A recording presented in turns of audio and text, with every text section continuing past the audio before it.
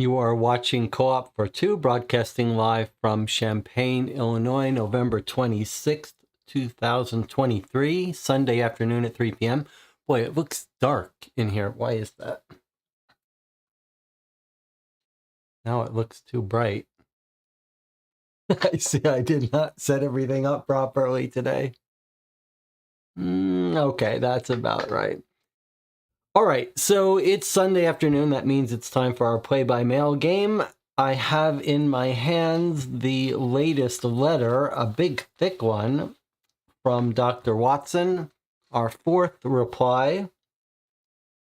We're going to do a little bit of bookkeeping, and then we'll jump into it. Let me check in with the chat. I've seen some of you on Friday when we played through the latest Cryptic Killers game, Murder in Miami. Took us about 5 hours.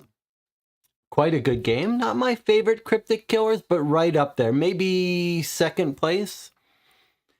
I've been trying to write a little quick one-paragraph spoiler-free review after we play these games, so you could always check that out. So some of you I've seen since Thanksgiving. Others of you are just joining me today. So happy Thanksgiving. If I haven't talked to you already, I'm curious what people did for Thanksgiving if I didn't see you on Friday. Yesterday I went and saw 2 movies, a double feature. I enjoyed the double features with my friends here. We saw Napoleon and Saltburn, both of which were okay. Napoleon was a bit of a disappointment. Whenever I see these big $100 million, $200 million movies, I always think of it as how many Blue Ruins could get made with that money. Like 200, 300 lower budget movies could have been made. So it always seems like a bit of a waste to me. But I did read an interesting article, essay about the Napoleon movie. This is Ridley Scott's movie. Anyway, basically what it said was that these big movies now being produced, I think Napoleon was made by Apple. Anyway, the point is that they're now being created made to be released in 2 different forms. One is as a movie at the movie theaters, which has a much tighter time constraint, and the other as a sort of streaming multi-part series or something. So apparently Napoleon was released to the theaters as like a 3.5-hour cut, and then it's going to be released as a series like 4 or 5 hours. And the movie did feel both long but also abbreviated in weird ways.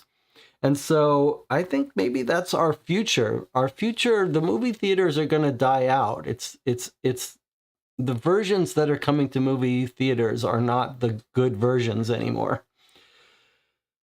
Okay, if you do want to see more of this content, not the movie discussion part, the games, I hope you will give this video a thumbs up. Perry says Napoleon was boring in its short form. Can't imagine how bad it will be in the long form. Yeah, I mean, it just felt odd. Like, it felt like the sections of the movie were the wrong sections for me. Like, there were all these battles, but without some lead up to understanding them, they felt very empty.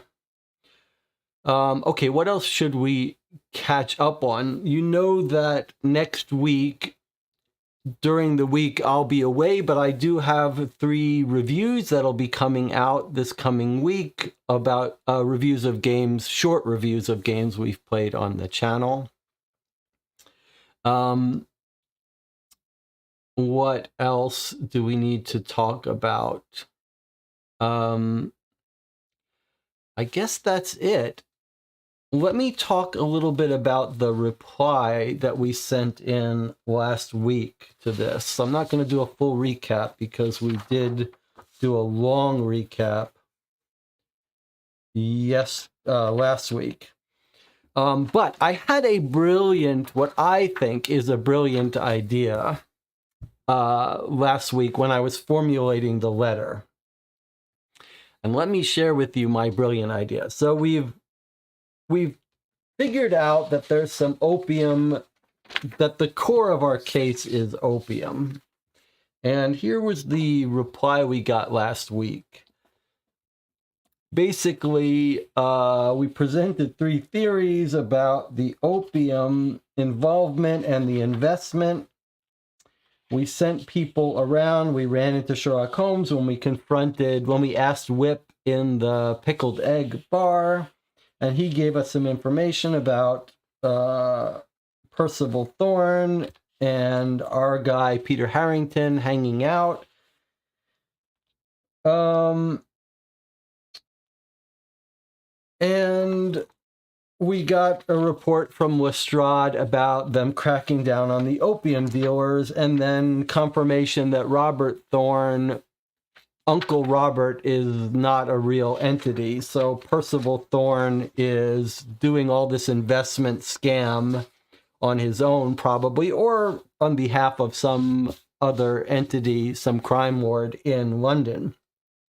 And we got hints that Percival Thorne may be himself an opium addict. In fact, rather strong hints. And feels like we're approaching the end of this case. And one interesting theory that came up was the idea of what is all this cab activity? It's clear that there's some increased cab activity going on, and it's part of this opium dealing thing.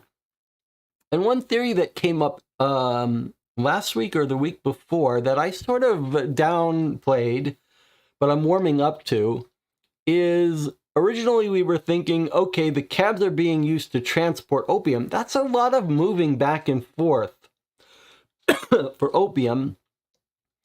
So then we sort of settled on 2 ideas. Maybe the idea that the cabs are being used to distribute opium, because the police have this crackdown on street distribution somehow, or that it's being used to transport opium users to opium dens. That makes a little bit of sense.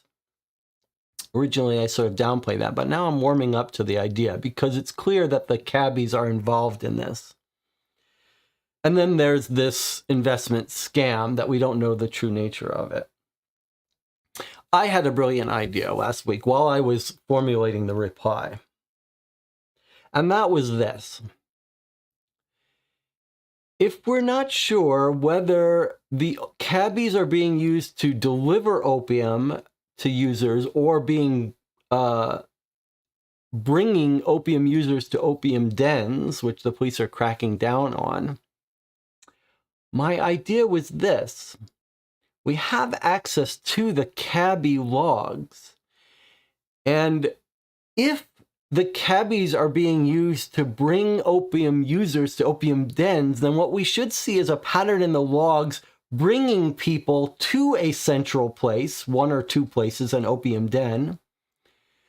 And if the cabbies are being used to distribute opium to users, then what we should see is the opposite pattern in the logs, which is a central place where the cabbies are going, picking up the stuff, and then delivering it.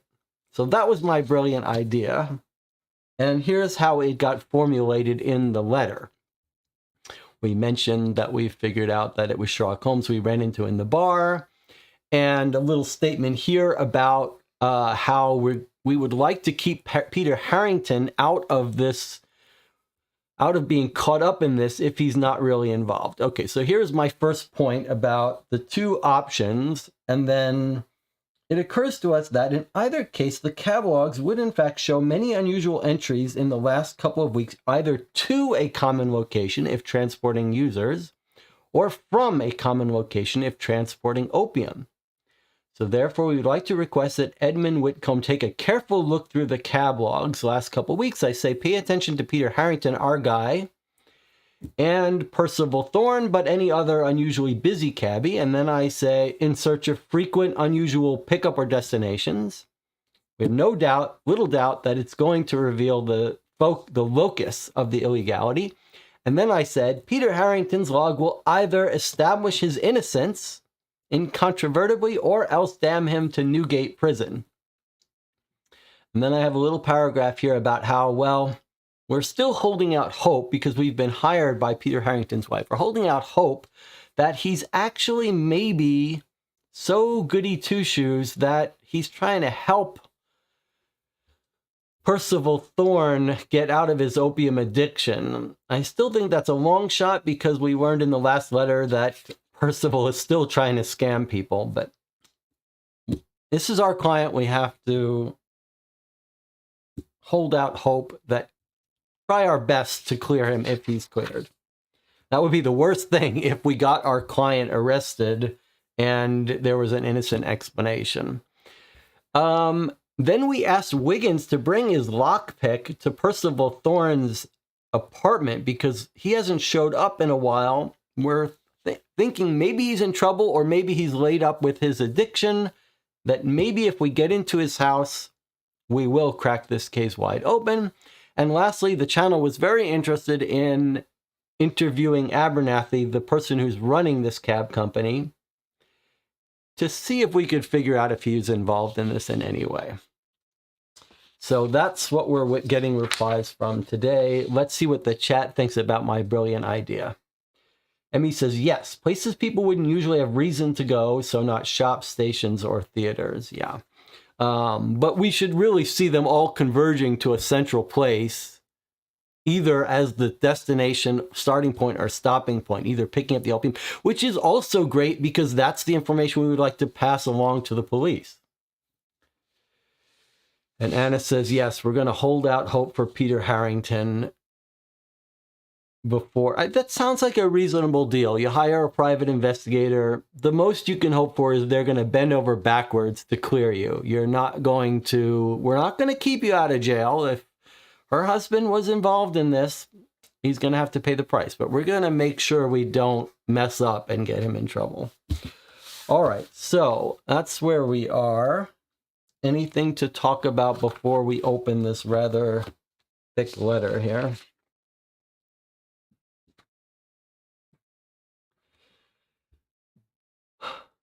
I should say that in the first session, we wrote up the full letter here on the stream. And now we've gotten to the point where we're basically bullet pointing the reply. And then we're discussing it a little bit more in the Discord. So if you want to be involved in discussing the case a little bit more after these streams end, you can stop by the Discord for this channel. There's a link on the About page to the Discord and to some Board Game Geek Guild for this channel if you want to stop by and just chat about these things. Okay. Let us then open up today's reply. Where's my thing? Okay, doesn't exist. Must be a better way. I guess in the old days you had the letter openers, right? Which are just knives. All right, let's see what we got today. So we've got, looks like a coded message, a couple letters, and a big folded map. That's kind of exciting, huh? All right, let's put these aside. Let's start with our letters.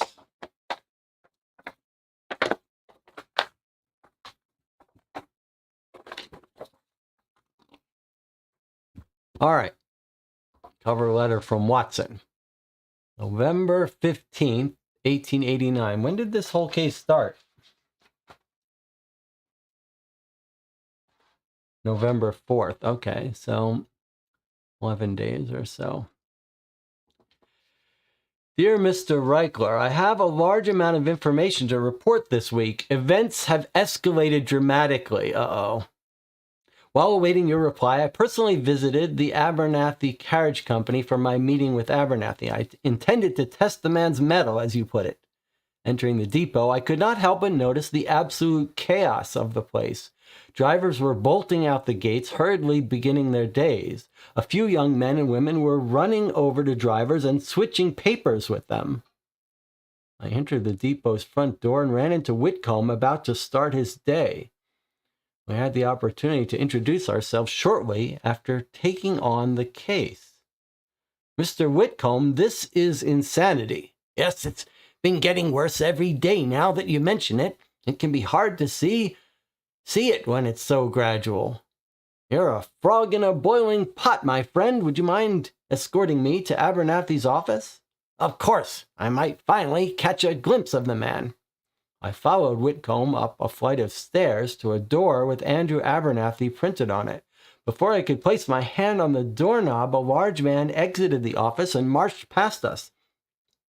I only caught a brief glimpse of him from behind, but I noticed that his arm was bandaged. Have you seen him here before? I asked Whitcomb. A couple of times, yes. I asked Whitcomb if he would wait a few minutes so that we could speak after the meeting, and I let myself into Abernathy's office. Mr. Abernathy, may I come in? Oh, who are you? I have an appointment. I'm Dr. John Watson. I wrote to your office and requested a meeting. Oh, very well. Come in. Abernathy appeared detached and was casually leaning back in his chair. He stared at his desk as we spoke.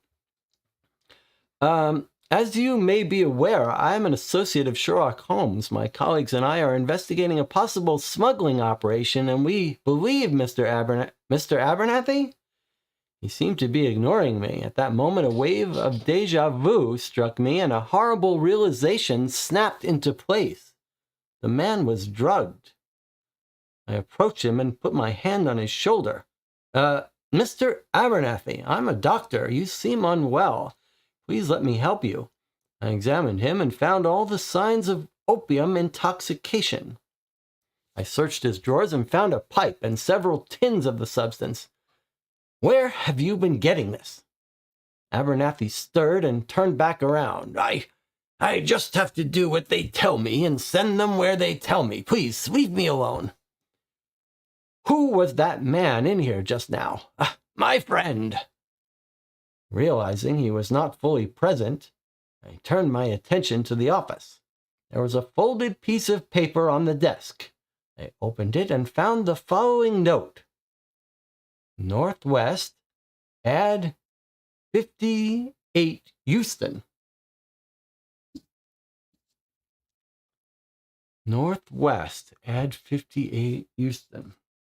Okay.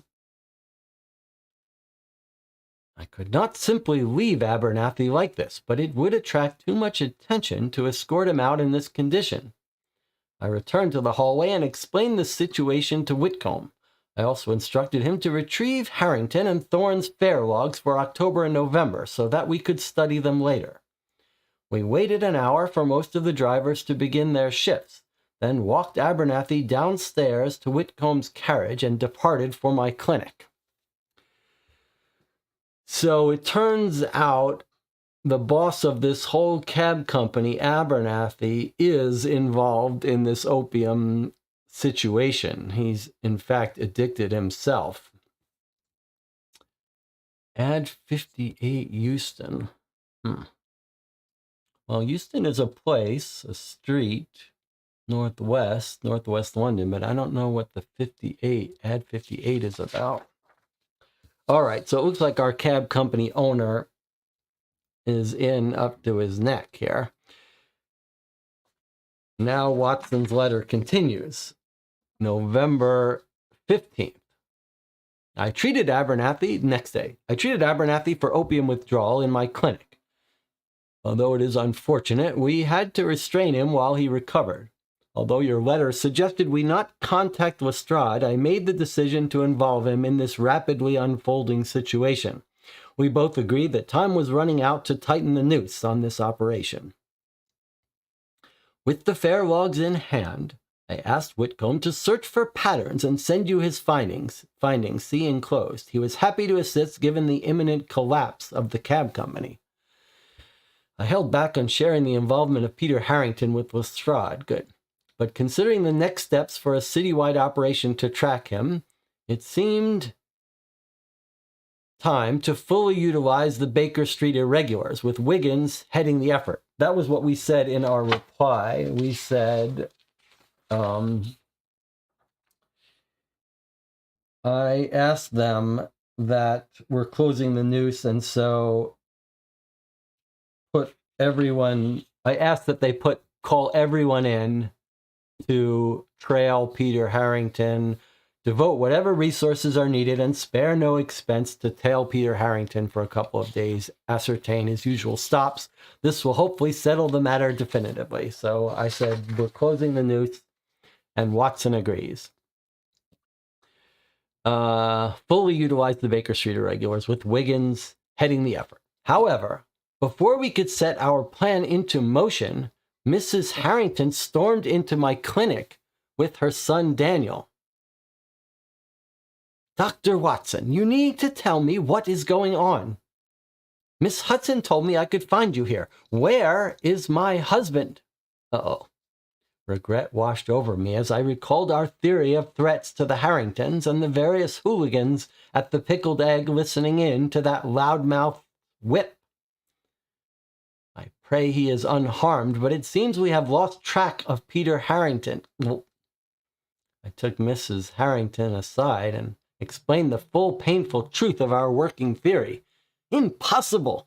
He would never do something like that. Peter is a good man. You have to find him. When did you last see him? Yesterday morning. He never returned from work. Ugh. I escorted Mrs. Harrington and her son to Scotland Yard so that we could involve the authorities in locating her husband. Meanwhile, I redirected Wiggins to investigate Percival Thorne's home. He will send you his findings directly. Well, if we get lucky, they're hiding out in Percival Thorne's home, and we were wise to send Wiggins there. If we get unlucky, we've put our client in danger by not tracking him better. While I greatly admire the efforts you have put into this investigation, I think we can agree this case has risen to a level worthy of Sherlock Holmes. As mentioned in my first letter, Mr. Holmes is currently working a missing persons case. It may be coincidence, but I cannot rule out the possibility that the two matters are related. Unfortunately, he's currently unreachable. Holmes is a master of disguise and occasionally finds it necessary to adopt one in order to infiltrate the criminal elements. I last spoke with him on November 9th. He was rather cryptic about his destination as always. We know we ran into him at the Pickled Egg. Okay, concluding here. Time is of the essence. We may have mere days before we lose track of Harrington and the opium operation goes underground. There may only be time to pursue one more set of leads if needed. The following issues remain open. 1. Find Peter Harrington. 2. Uncover the opium operation and identify an address for the police to raid. And 3. Determine Peter Harrington's involvement and take what actions we consider necessary. So, that's it. We've got one more reply to send. Pretty exciting. Pretty exciting. So this is our last chance to be involved in this case, to contribute to it. We've got our client's husband. We've allowed him to fall into a dangerous situation. So it's up to us now to solve this case. And it's clear that Holmes is on this case as well, which ups the stakes. So yeah, and this is our finale here. find Peter Harrington, uncover the opium operation, identify an address for the police to raid. That's pretty cool. And figure out Peter Harrington's final involvement. Okay. So that's the letter from Watson. All right, now let's look at the chat says, part of me wants to see what the bad ending looks like.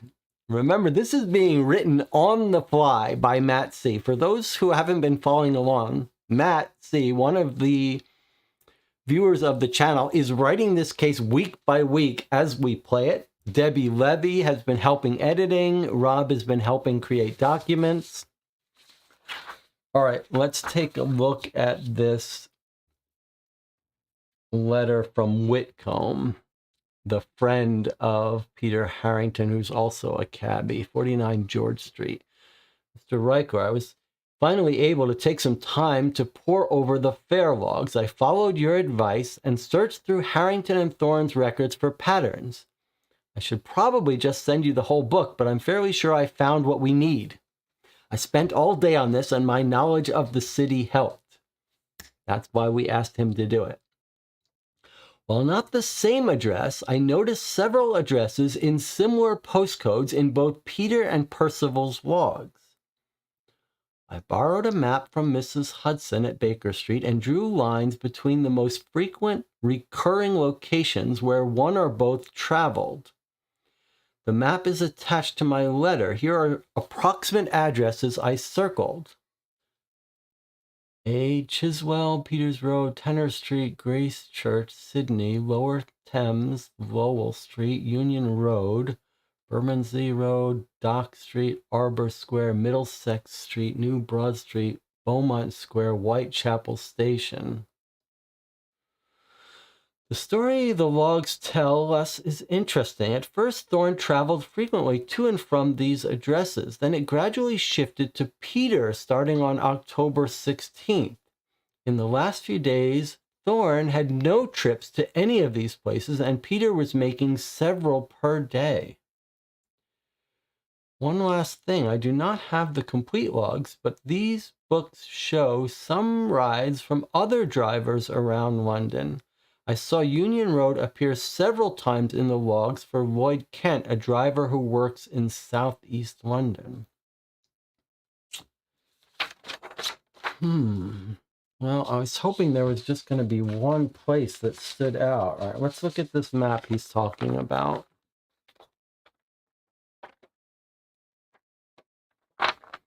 So we got this map from Miss Hudson, and he's drawn on it. See if we can make sense of this.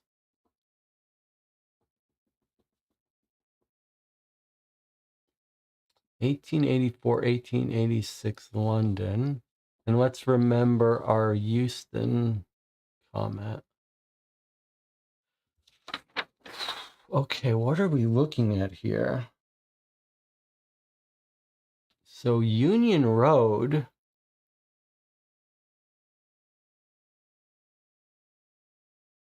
All these trips with Union Road. And he's mentioning Union Road appeared several times in the logs for Lloyd Kent, a driver who works in southeast London. So is this our... I want to just make sure, is this our center of operations for this illegal thing? Where is the... I want to make sure we know where the Abernathy Cab Company is. Does anyone remember where Abernathy was?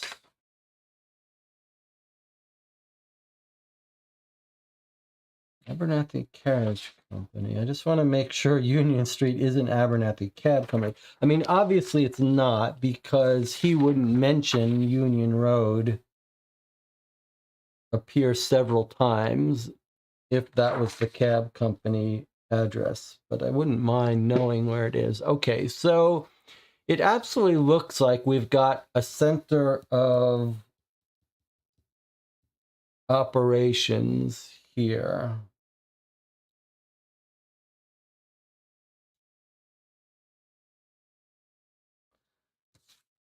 O is Union Road. A is Chiswell Street. B is Whitechapel Station.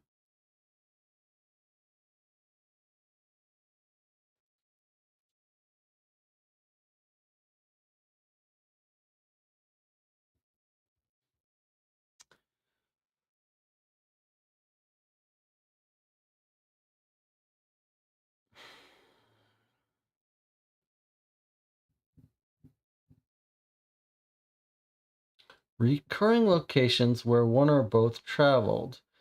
And then he says, at first, Thorne traveled frequently to and from these addresses.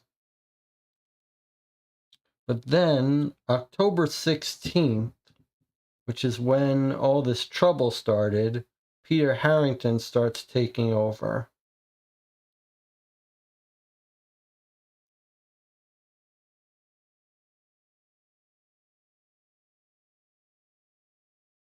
And where were our... At some point, we asked for the log records in October. Clifton Street, Waterloo Station. Remember, we looked into this ride and the guy was in a rush. He complained. Doesn't really show up on the logs. It seems like that was a red herring.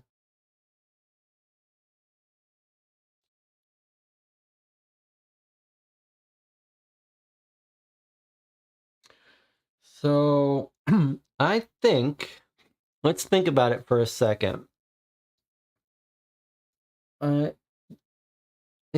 My intuition here is we're talking about opium distribution, perhaps to...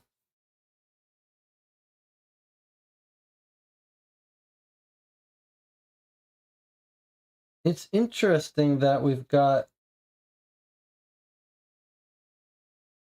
trips to a couple places and then there to two others in both cases. Like goes to J and that spreads out to 2, goes to B spreads out to 2, goes to L spreads out to 2, goes to F spreads out to 2.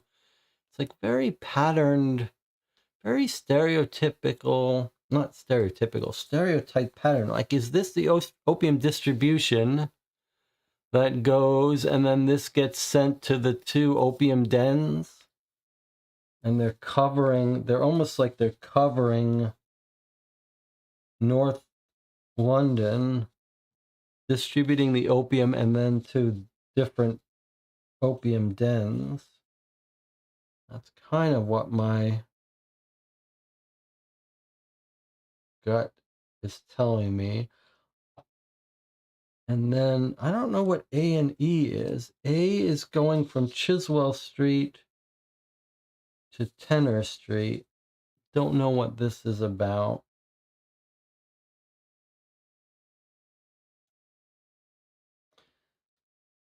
I wish he had specified the direction of travel here.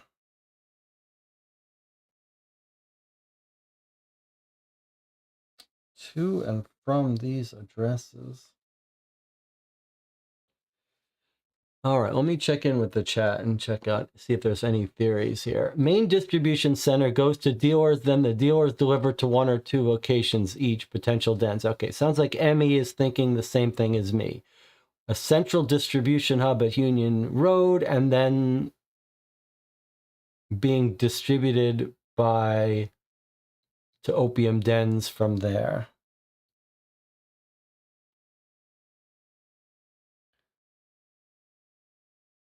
And it says Thorne didn't go home until on the 15th, so probably being held captive somewhere, maybe even at Union Road or at one of the distribution points. Rob says the circled areas are not single addresses, though. It's multiple locations in a similar area, so maybe probably not opium dens.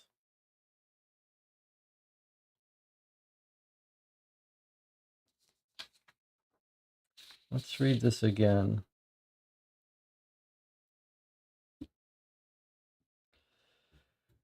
He says, while not the same address, I noticed several addresses in similar postcodes. I borrowed a map and drew lines between the most frequent recurring locations. Map is attached to my letter. Here are the approximate addresses. I see. So not specific addresses.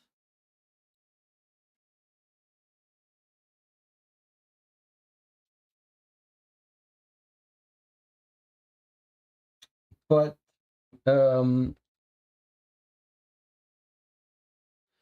clearly Union Road is the hub of something. So he's not telling us directions. That's unfortunate. But the fact that if you are dealing with opium users, you wouldn't expect to find a common. Think about it this way. If these were opium users being transported, you wouldn't expect them to be picked up at any central spot. So the fact that we've got common areas to and fro suggests this is about opium distribution. However, you might also expect that you might expect one of these places to be docks, bringing it to the opium distribution and then it being spread out. Clearly, this is our hub, but it could be that you're getting drugs delivered to the distribution hub and then out. Or it could be that there's some reason that Union Road is our center. It's interesting. It's not a dock that's there that I can see. What about this odd place here? This is sort of unusual. Everything else makes sense. This one seems pretty far away. And where was the station? B is Whitechapel Station. But that doesn't look like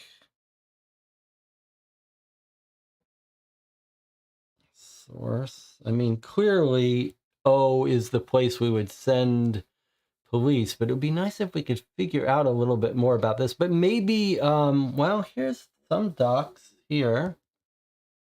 I wonder if that's not, but that, none of these places jump out as being the source of it because they all have this pattern, like the opium is being distributed and then out from there to other places.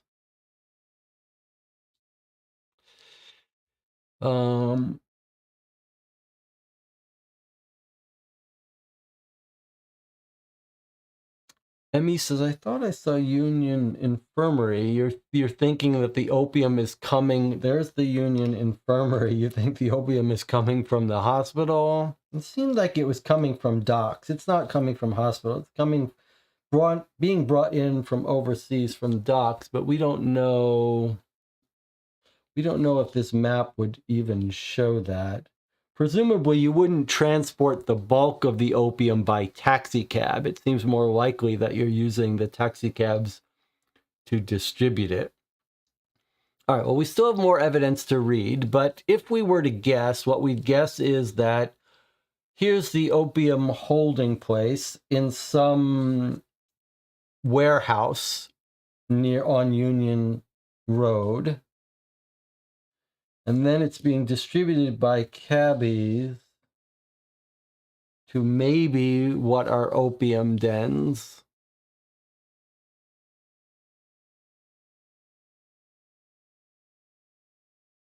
And then what's going on here, we don't know.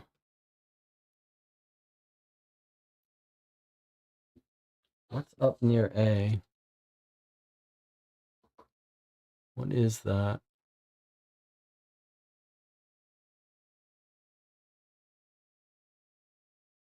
Artillery ground. Don't know. All right. Well, let's keep looking and we'll come back to this.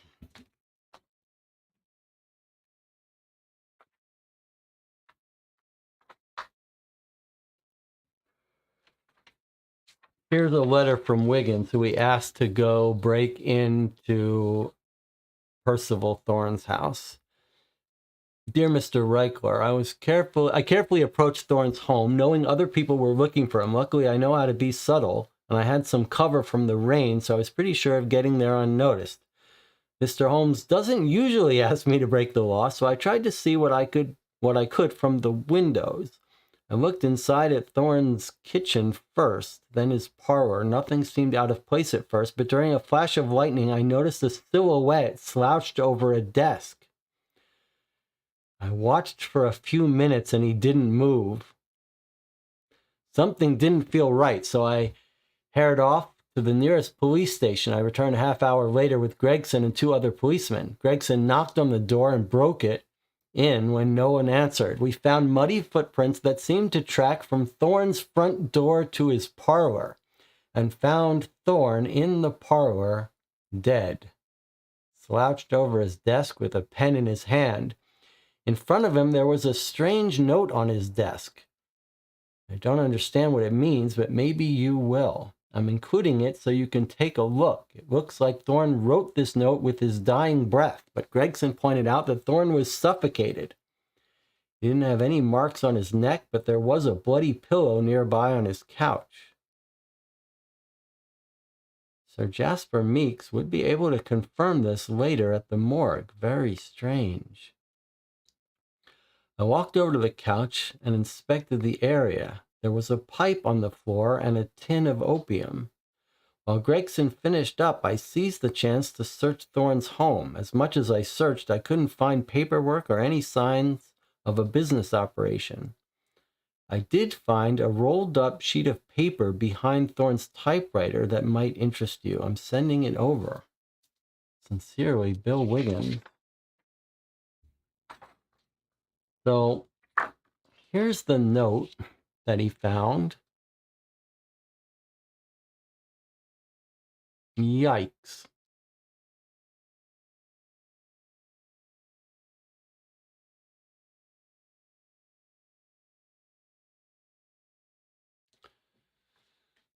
And then here is the rolled up piece of paper.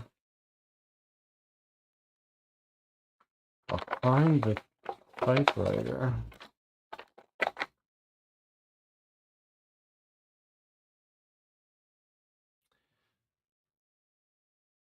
From Thorne, November 8th to Whitcomb.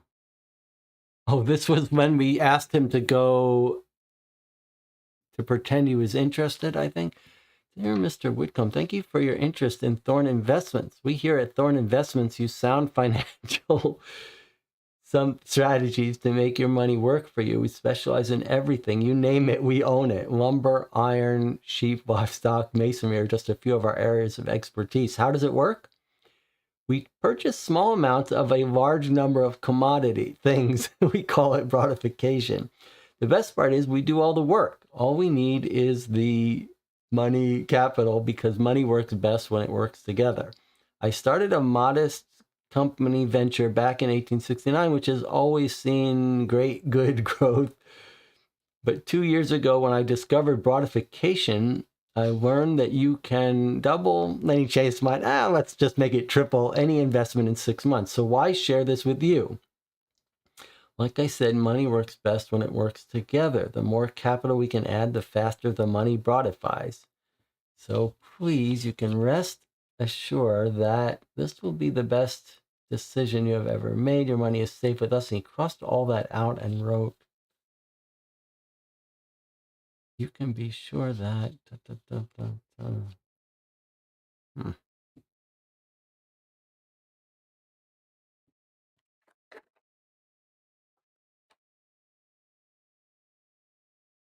So So he was writing this letter.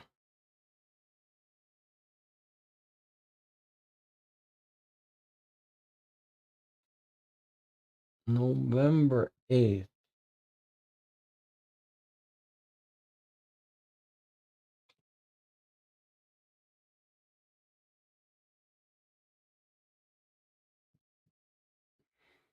I mean, this seems like just part of his investment scam so that we can clear up that he's just invented some scam to make money. This, I don't really understand what's happened. I mean, if this is from November 8th, then this is not important. And it's just, I don't know what. He got to the end, he realized he was smoking his opium, he passed out on the typewriter, and it has no significance. When do we think he disappeared? Our last letter was on November 12th. I haven't seen him at the depot in a couple of days, so it's possible that he was writing this right before he disappeared.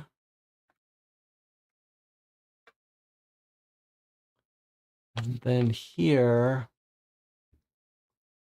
he's dead.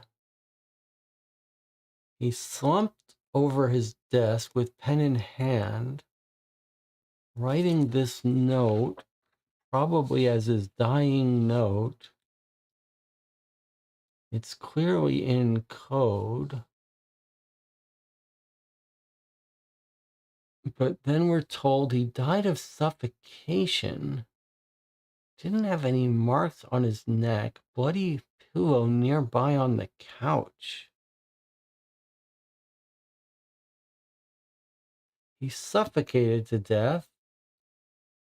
No marks on the neck. Pillow would have suffocated him on the couch. But yet he's found slumped over his typewriter. Pen in hand. Almost like it's staged.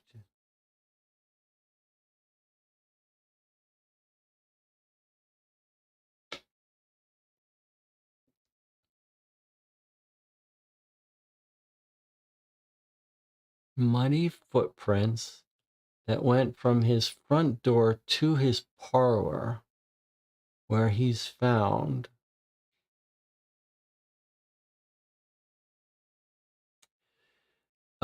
Okay. Well, let's work on this for a second. This looks like maybe a Caesar cipher, right? Like L's turn to I's or A's. If L's turn to I's, JKL, we've got a positive shift of 3.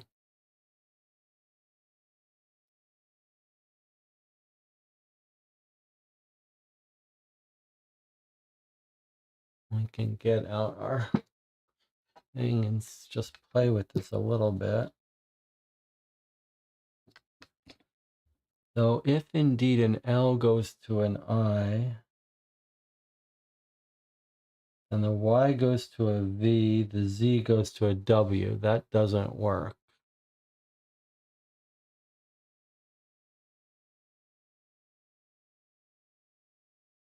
What if L goes to an A?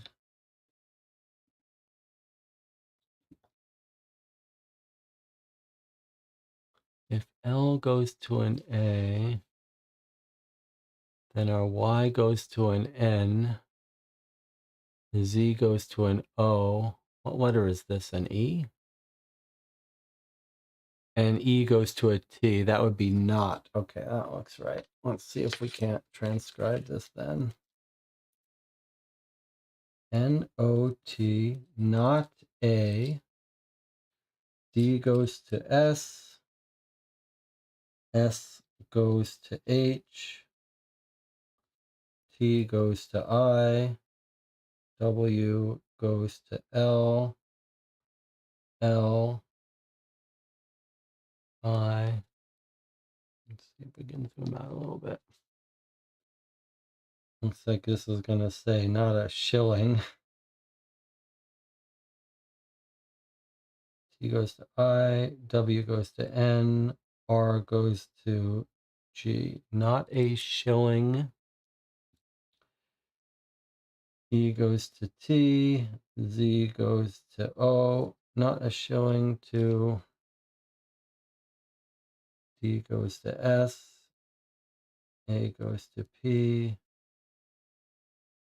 P goes to E, Y goes to N, O goes to D. Not a shilling to spend. Q goes to F, Z goes to O, E goes to T, S to H. Sorry, I jumped a line. Let's see if the channel has put it into an online thing. Can someone, now that we know this is a Caesar cipher, can someone put this in? Let's see if someone's already translated.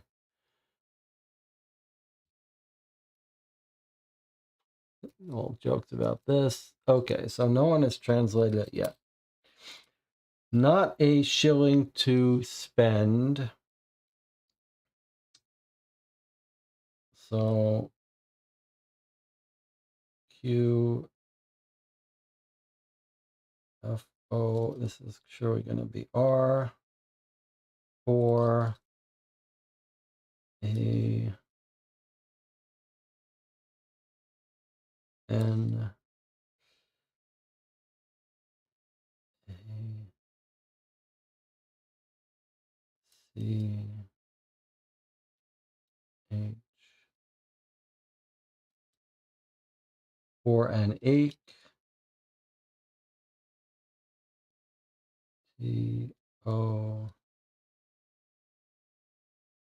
X goes to M, E N. Not a shilling to spend for an ache to mend. Okay, a little bit of rhyming here. For an ache to mend. Then we've got Y goes to N, Z, O, E, T, S, H, T, I, N, G, M, E,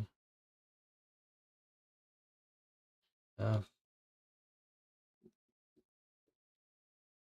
Nothing left. Nothing left. B, U, T, A, C goes to R, S to H, J to Y, X to M, P to E. Not a shilling to spend for an ache to mend, nothing left but a rhyme.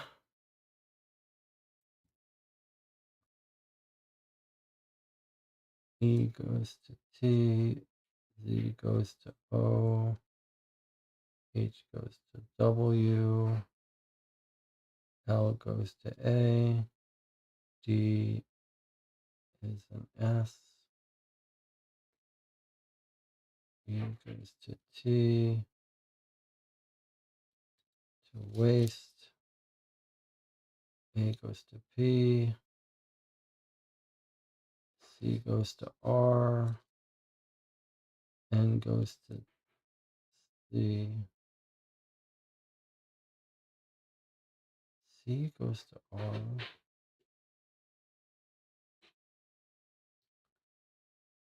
PRC. What is this word? I missed something.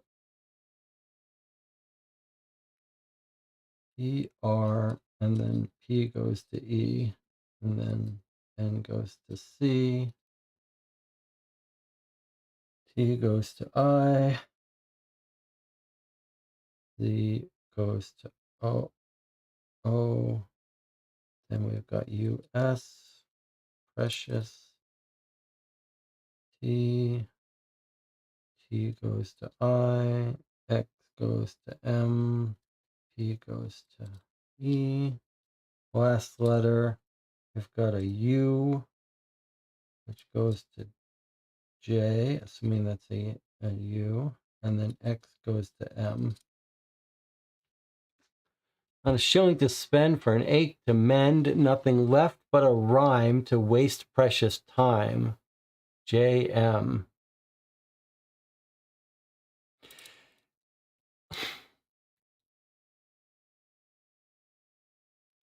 So this is found in, I think what we've got is Moriarty here. I think this is a planted message taunting us.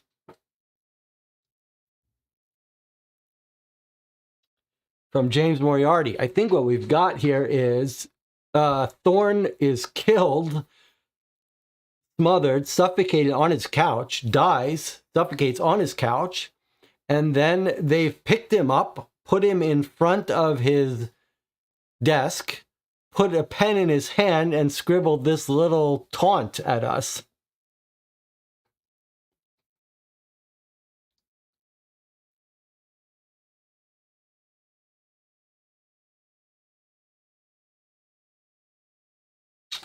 And Channel seems to agree with me.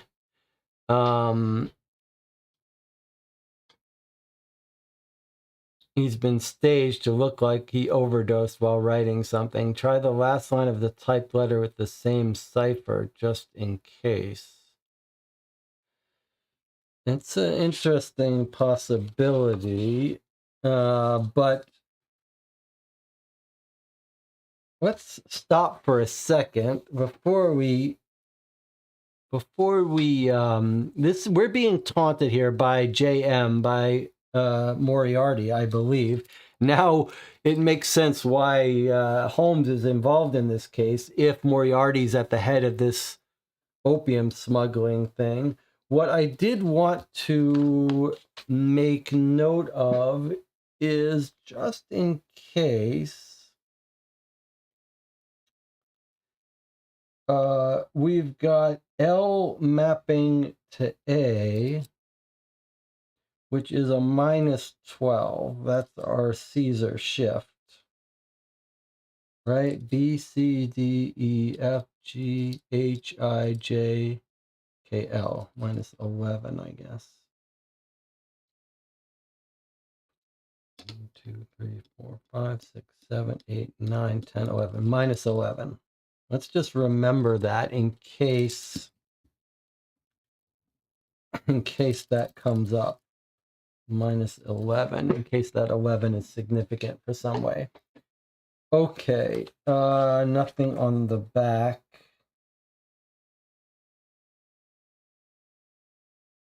All right, then the question was, well, is this possibly related? I think probably not, but we could try it. It is odd that this starts out with a capital R. Capital R would map to, let's see, capital R turns into a G, E turns into a T, W turns into an L, G T L certainly does not look right. And then look, we've got numbers, whole bunches of numbers here. I mean, this just looks like he's passing out on the typewriter while he's smoking his opium, or he's been he's been grabbed while he was actually writing this. So this could tell us when he was killed, if he was killed while writing this. On the other hand, if he was killed while writing this, I'm not sure that someone would take the trouble to rip it out, tear it out, and throw it away. Okay, but he staged as a taunt to us, but it doesn't really help us.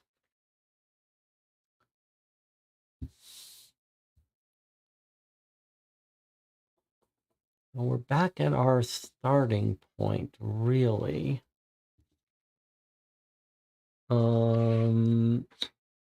That's our encrypted note. What about this?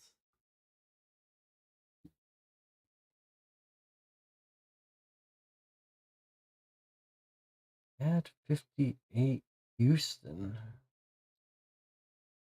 Northwest at 58 Houston. There is a Houston station at 58 Houston. I'm not sure we could even make out the street names if we wanted to here.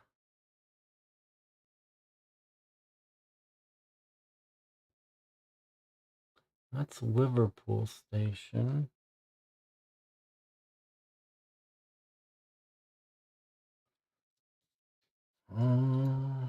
What? How are we supposed to? There's customs house. I'm not sure how we're going to make sense of this 58 Houston.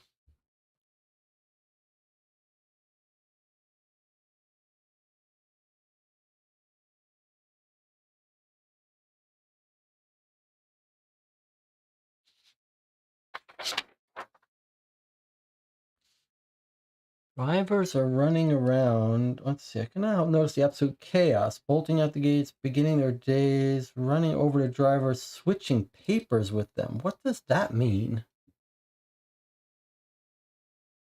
What does it mean that they're running around switching papers with them? A few young men and women were running around to drivers switching papers with them. What does that mean?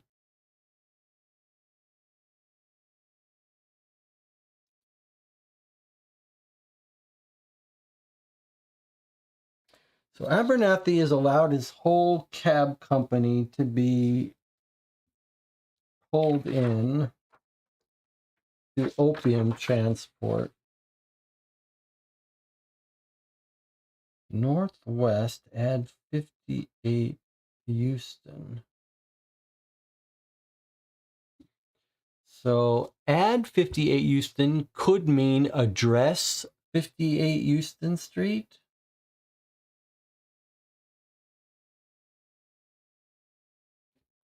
What? Let's look here. Union Road. I mean, it might be useful if we had our own map of London that we could read.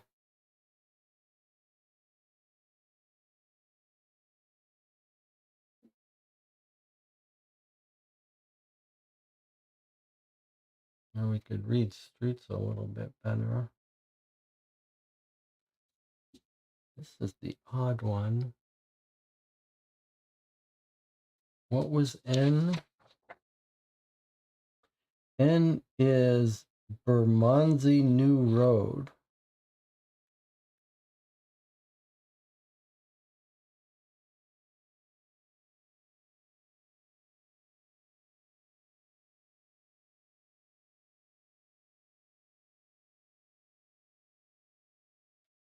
These are approximate addresses.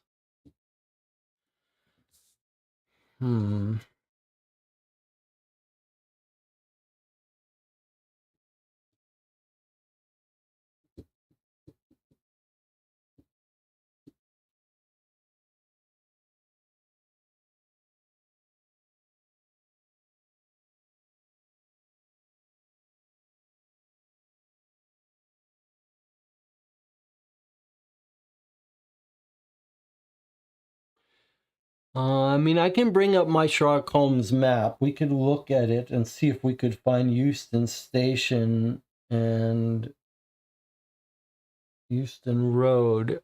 But do we need to... I'm trying to think if we need to pull back for a second and think about this.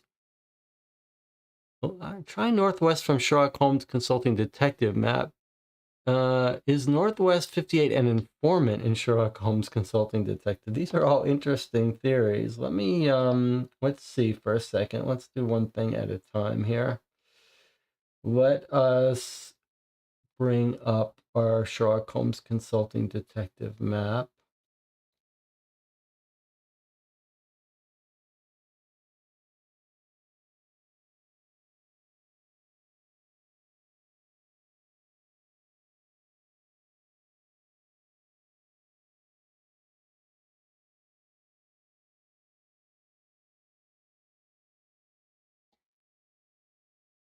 All right, let's see if we can make some sense out of some of this.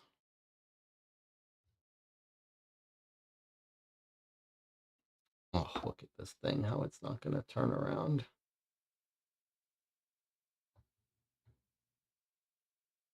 All right, that's kind of annoying, but all right,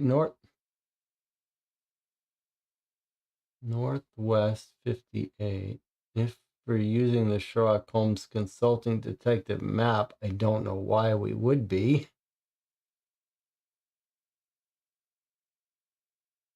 Don't know why we would know this, but there's Northwest 58.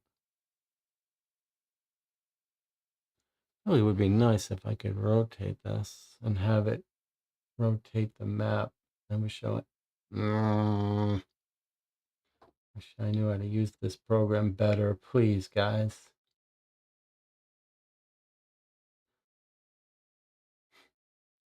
Let's try again.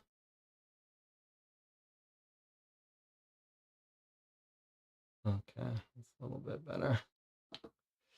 All right, so Northwest 58. There's no reason Watson should know about us having this map, so that doesn't seem right. But what about Euston Station? And what would be in Northwest? We would still be thinking about Northwest. Let's see if we can get our bearings here. There's Euston Station. Euston Station,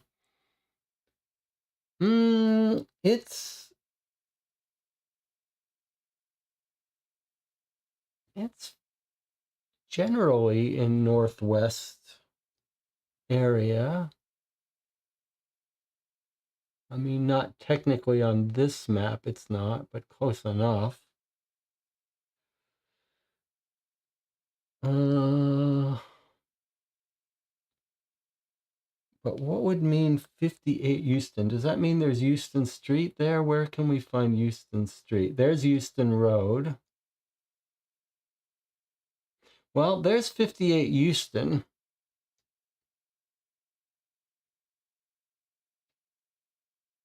So that could be 58 Euston Road.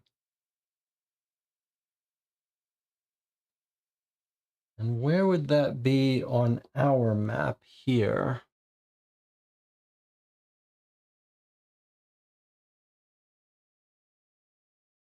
Where would that be on our map here? Where is Liverpool Street Station on this map?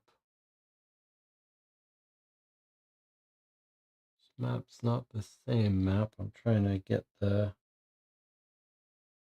Is it...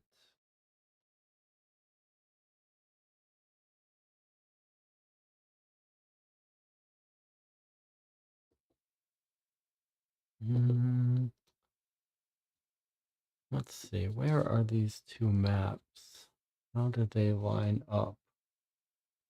Is it...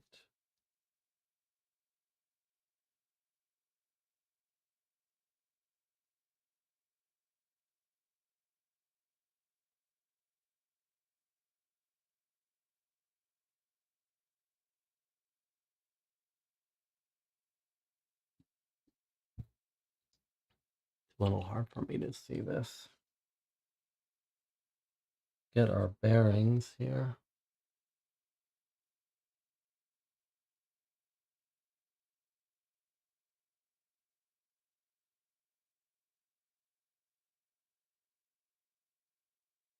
Someone who knows London a little bit better than me can help me. I'm trying to. It's clear lining up with the Thames does not help at all.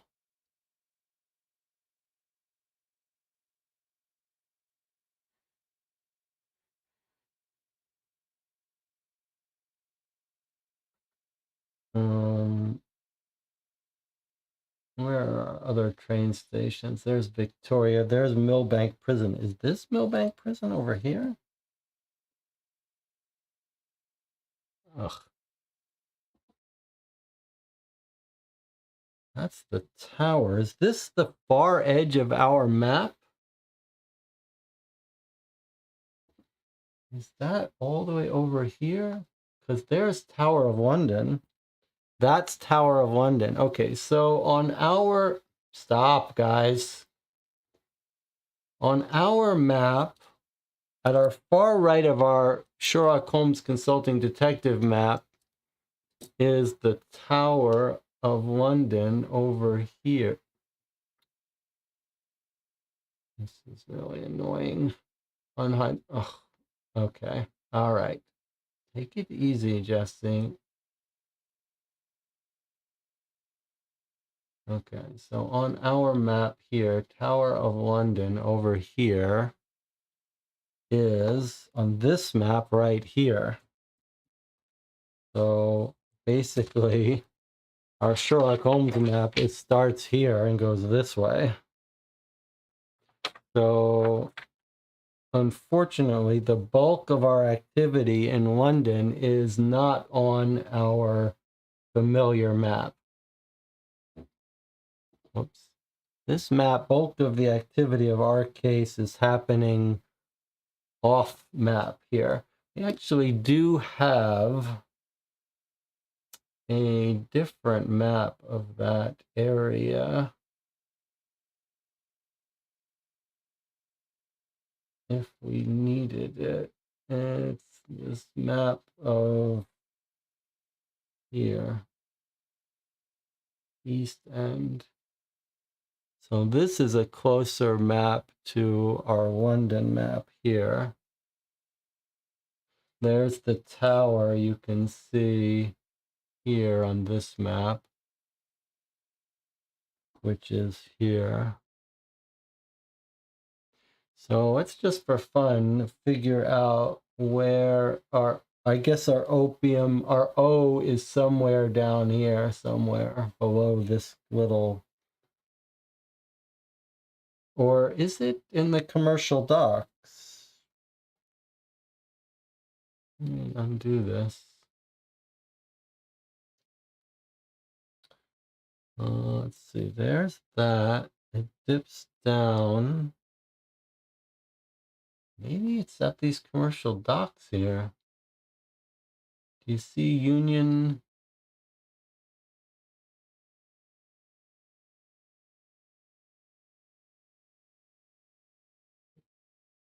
Am I showing you this? No, I'm not. Okay. So actually, if that's there, I think that means that our Union Road should be in here somewhere.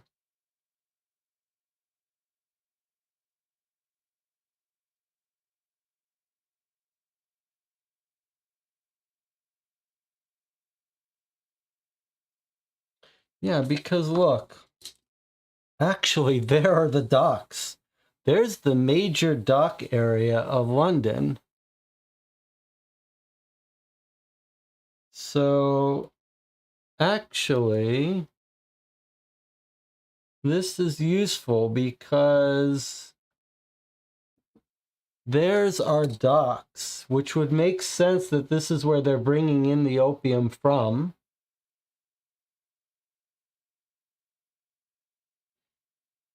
Right? That matches up with our docks here. Surrey commercial dock area. Okay, so in comes the opium over to Union Road, which we should be able to find here. Where is it here? Where is Union Road?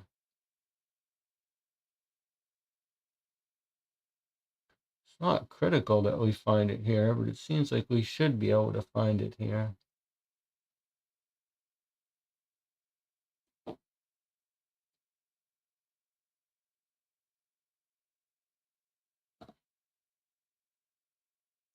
Let me see if I can get it closer up here. If I can.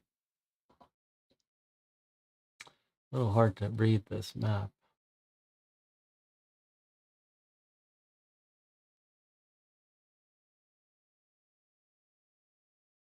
It's right above a park. Is it up?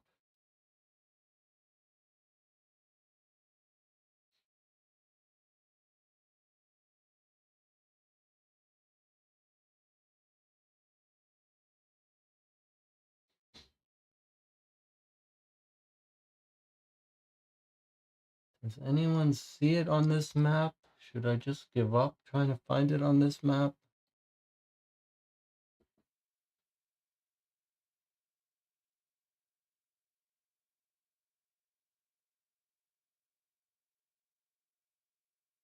Is that the park? Looks like it might be named Jamaica Road or Paradise Street here, not Union Road.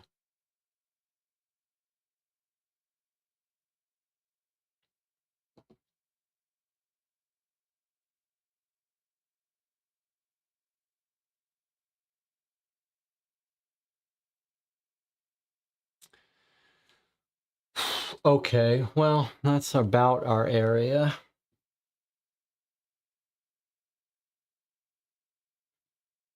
I believe. If we could read this map text a little bit better, maybe we could identify streets. But looks like the chat has gone on to other things. Let's see.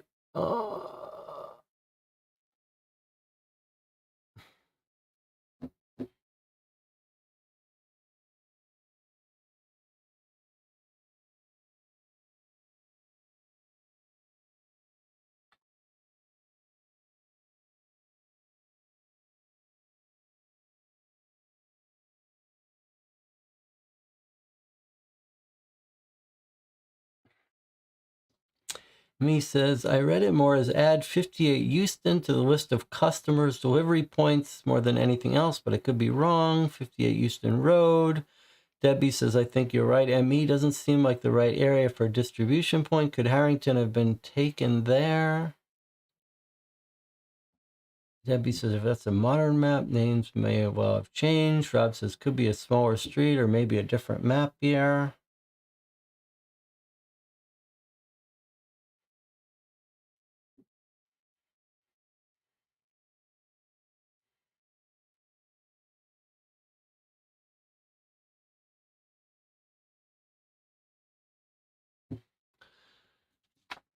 I guess if you're trying to make sense of what this is trying to say, that would be in his desk, Abernathy. It does make sense to think that this is basically saying add 58 Euston to the distribution network.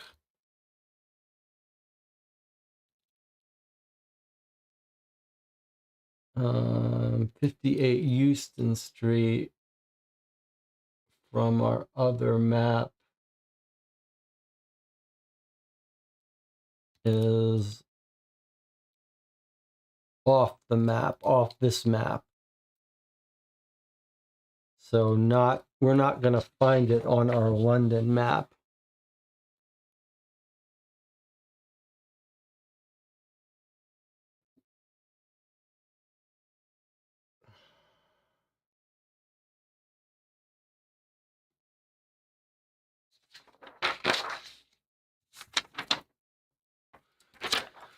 All right, let's look at what Watson has said. Find Peter Harrington. Uncover the opium operation. Identify an address for the police to raid. Determine Peter Harrington's involvement and take what actions we consider necessary. Well, if you wanted to pick one location, it would be at O, which is at Union Street. This is not on our normal Sherlock Holmes Consulting detective maps, so having another map is not going to help us.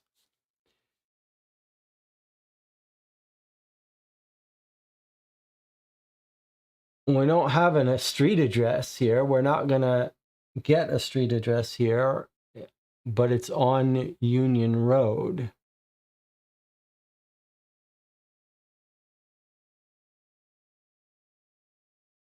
Is that good enough?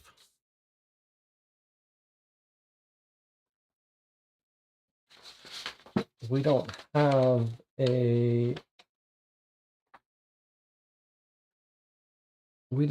the only other addresses we have were 10, 11, and 12 October, but we already know that starting on October 16th is when Harrington starts taking over. So those older addresses aren't even relevant for us.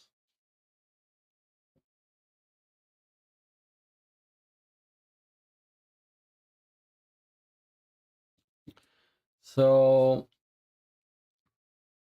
I guess for Watson, we can just tell him to go to this address, look for a warehouse. That's going to be where the distribution is.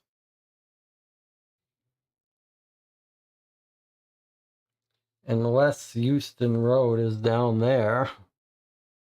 Doesn't seem like it. Now, where would Peter Harrington be held? I mean, seems like the most likely answer for both questions are the same to check here, but how would we pick any other location?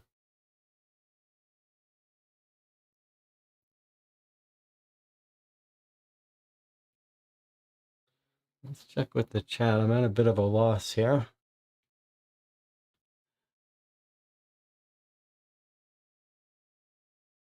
He's gone missing. Maybe they were worried he knew too much and would talk. Remember the thugs at the Pickled Egg heard Wiggins and Whip discussing Peter. I guess naming one of the areas Whitcomb is marked should be enough. Go to O. I think makes sense. Debbie says, get police to raid Union Road location based on the logs and also send them to 58 Euston Road. Did we get a description of the guy in Abernathy's office? Does it match any other description? I thought it might be the guy who killed Thorne since his arm was injured and there was blood at Thorne's place. Let's reread that. I think that's an interesting observation. So the guy marches, a large man marches past. I only caught a brief glimpse of him. From behind, I noticed his arm was bandaged. Okay. And now let's look at what Wiggins said.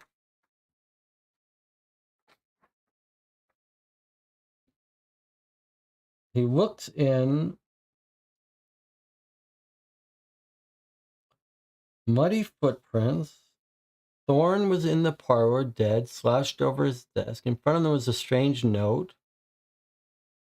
Looks like Thorne wrote this note with his dying breath, but Gregson pointed out that he had been suffocated.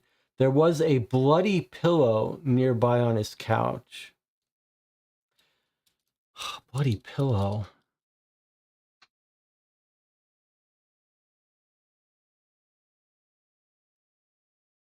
It's tough to read. You could read it as the guy coughing up blood as he suffocated him. That's how I read it. But someone was saying that maybe our guy got injured.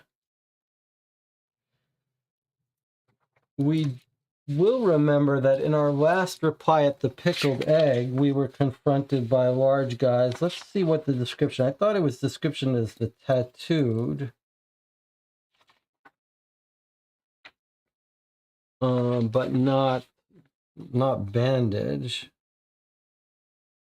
We were approached by two muscular men. One of them was a bit shorter with a scar across his cheek. Yeah, so that's not that guy. How about this? They get into a fight with Holmes. Let's see if one of them gets his shoulder injured. But both of the men clutching their limbs.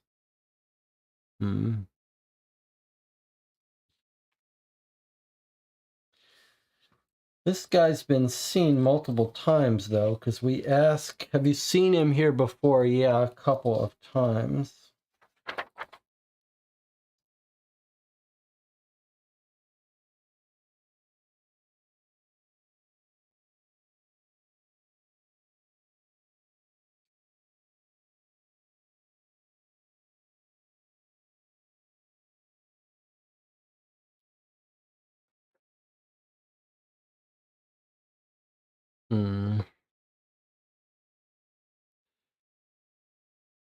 Why was Thorne killed? Was this scam related to this other opium business?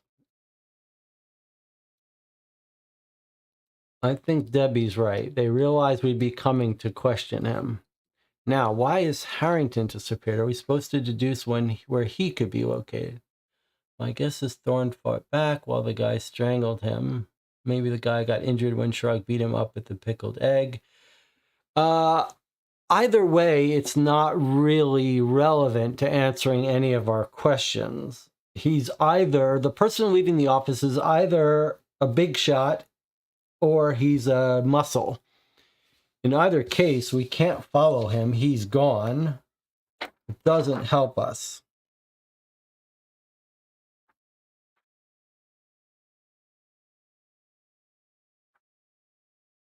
His note could help us, though, if it's relevant.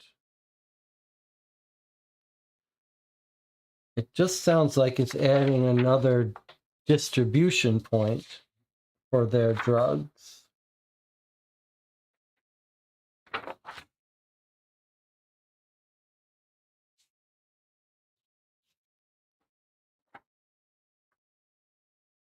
It sure seems like Peter Harrington has taken over distributing the drugs, though.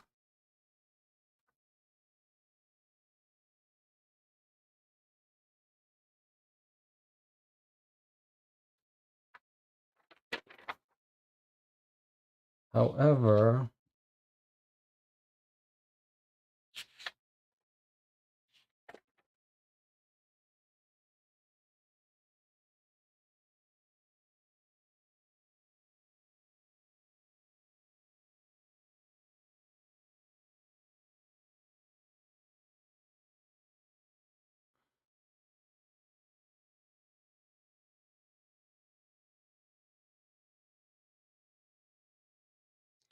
she says he would never do that, but clearly he is doing it. I mean, we have gotten our confirmation that Peter Harrington is been involved in distributing this opium.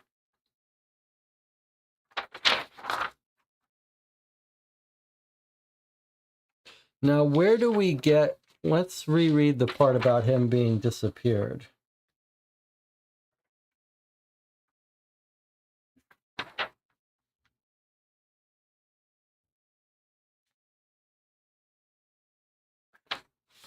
Where's our starting letter here?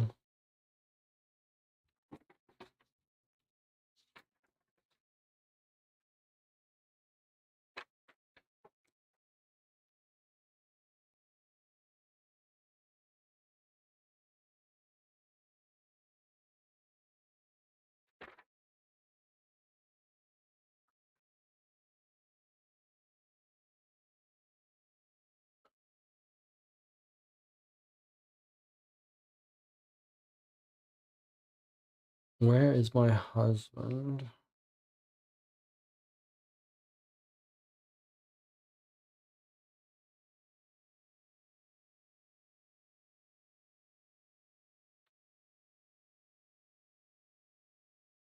When did you last see him? Yesterday morning. Okay, so he's last seen November 14th. in the morning.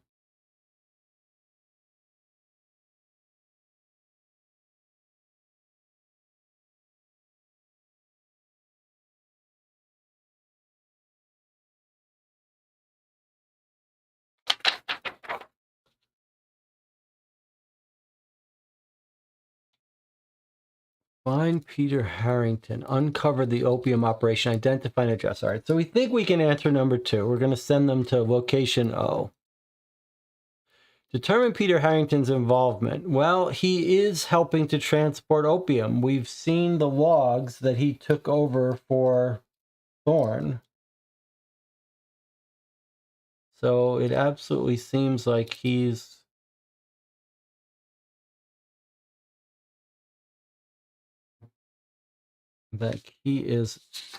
up to his neck in this.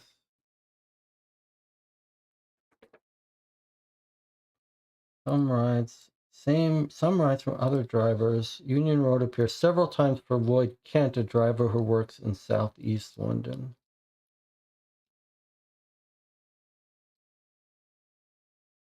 And Peter's making several per day.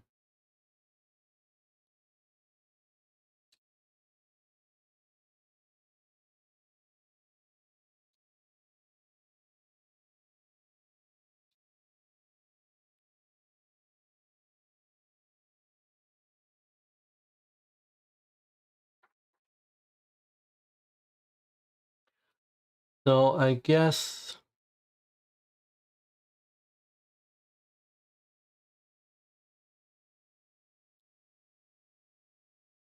but where would he be? The only other clue we have to Peter Harrington is some drop-offs before he even started this nonsense. I don't see how that helps us.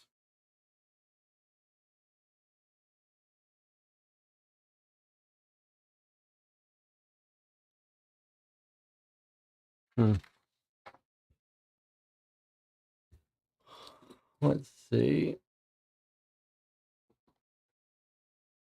Could the rhyme mean something more? Euston Road is quite far away from their normal distribution. Opium turf wars. Guys from the Pickled Egg were looking for Thorne for their money back. Could they have gone after Peter Harrington when Thorne turned up dead? Since I'm not convinced Peter has been distributing opium, there could be other explanations for his actions. He might be working undercover for all we know. Debbie says, Isabel said Peter went to work and didn't come back. Maybe supports the theory he drove somewhere and was grabbed. Okay. Peter also might be in hiding. What's the timing and order of events between Peter going missing and Thorne getting killed and the guy visiting Abernathy? Could Abernathy have given you Harrington's location at 58 Euston?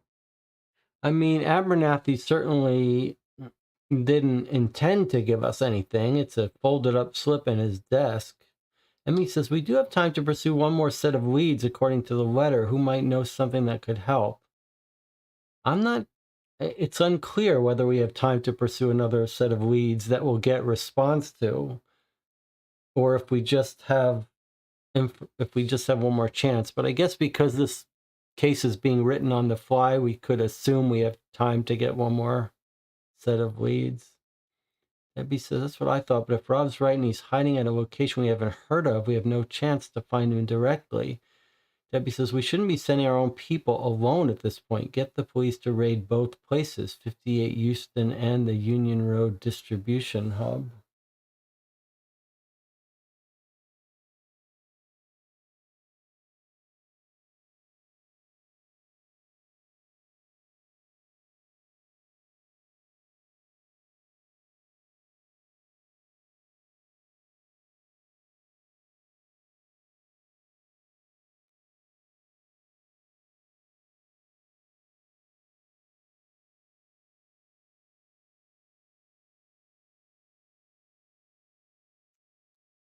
Says, what about the earlier mention about the driver who was away sick? Lots of available work when he got back. He doesn't seem involved. Maybe Peter is getting help to hide by him.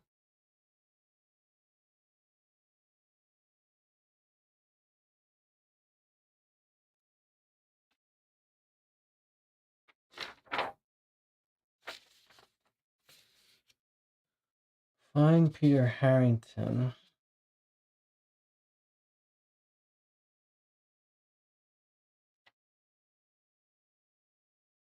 Determine Peter Harrington's involvement and take what actions we deem necessary. Okay.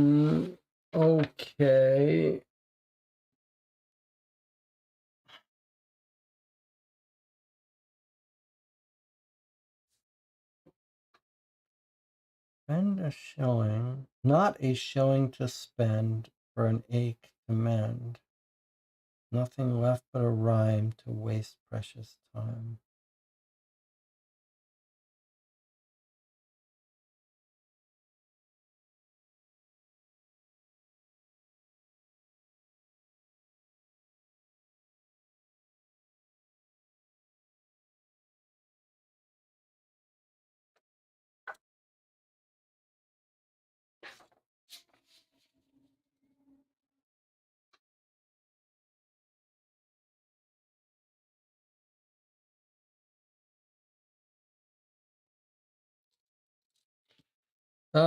What about this? In the Northwest, add 58 Euston Place, right? And then we're told that Kent, this other driver, Lloyd Kent, works in Southeast. Can we remind ourselves from one of the previous letters who works in Northwest? Here's our first letter. We were told at some point the different areas of London that they work in.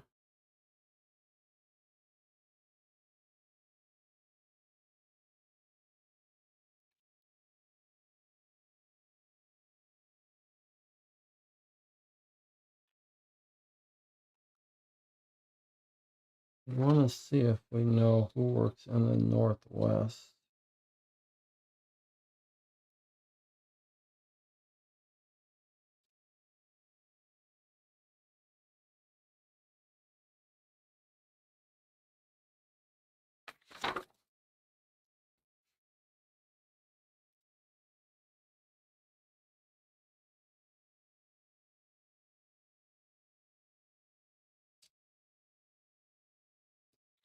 Here, look.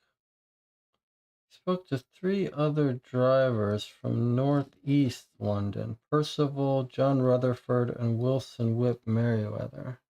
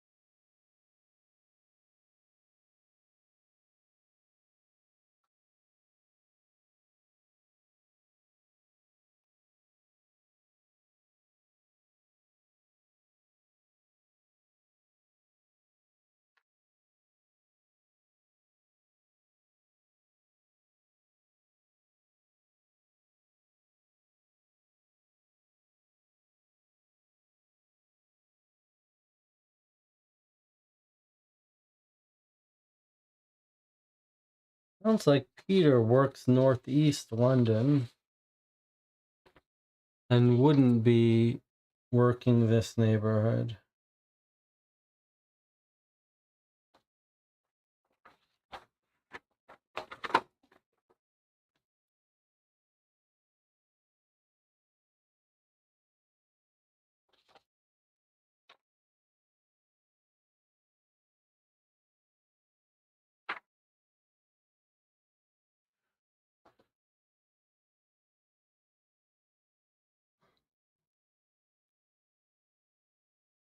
What about the driver was away and was out sick?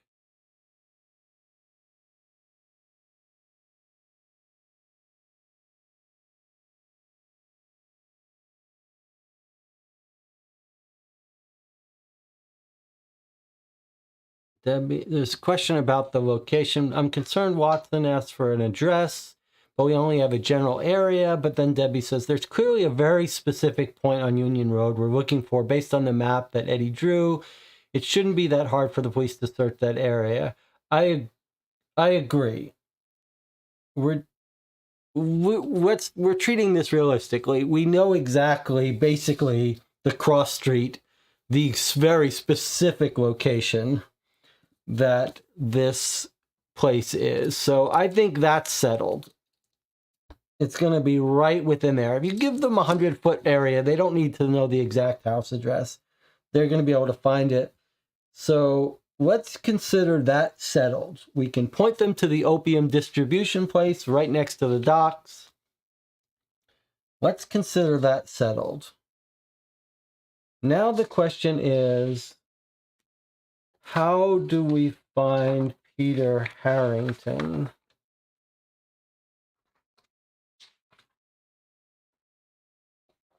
How do we find Peter Harrington? If Moriarty is involved in this,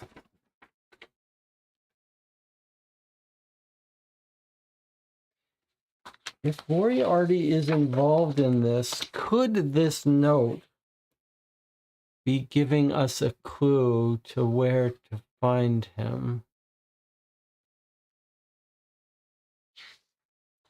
Looking at the person who was missing, Rutherford,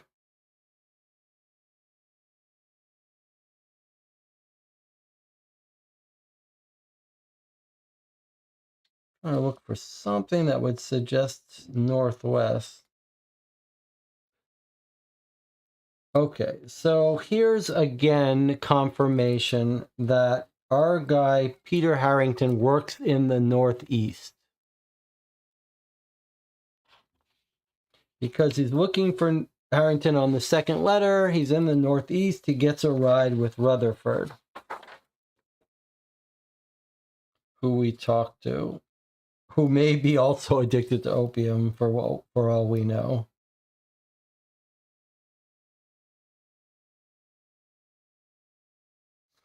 But point is, everything that Peter Harrington is dealing with, he works in the Northeast. So this feels to me like it's totally unrelated.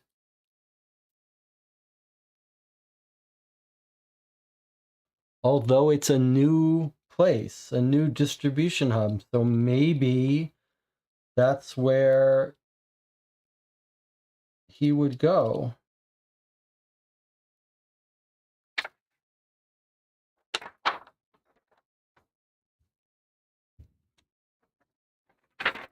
All right, let's do this. I'm feeling a little flustered with this case. But maybe the trick is to think about not in terms of trying to come up with final answers now, but trying to come up with where to go. So the question that Watson has posed to us are, find Peter Harrington.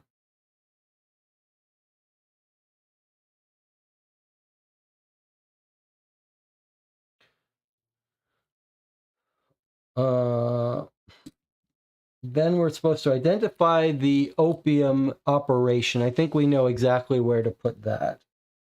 So we're going to say, identify the opium location. We're going to consider that one done. Then our third one is determine Harrington's involvement. To me, this question is now settled. He's taken over the routes of Thorne, the opium addict who was clearly involved in this mess. So it feels to me like it's settled. He's involved.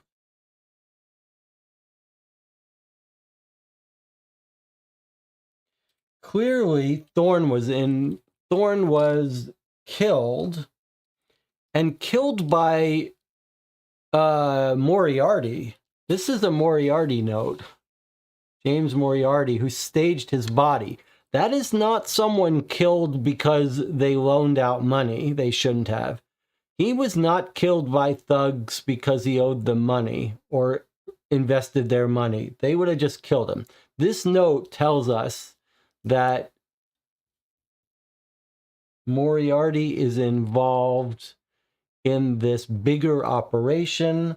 And remember, we're told that Holmes was working his own missing persons. So there's something bigger going on that clearly is involved with the opium stuff. So I feel like this has been solved. He invested his money, he lost it, and he's got to now deliver opium to make up money that he's lost. Something like that. So our main question is, how do we find Peter Harrington? Now, let's not try to guess where he is. If we have time, if we have one more set of leads we can suggest, which I guess that's what we're being told. Mr. Holmes is working a missing persons case. I wonder what person he is searching for. Okay, he says, we may have mere days before we lose track of Harrington and the opium operation. There may be only time to pursue one more set of leads. So if we take that to mean that we've got one more set of leads,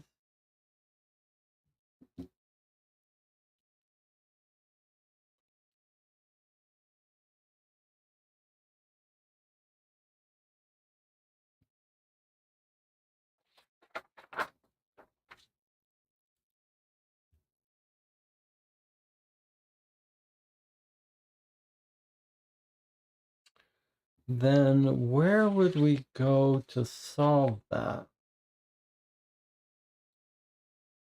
Yesterday morning, he never returned from work.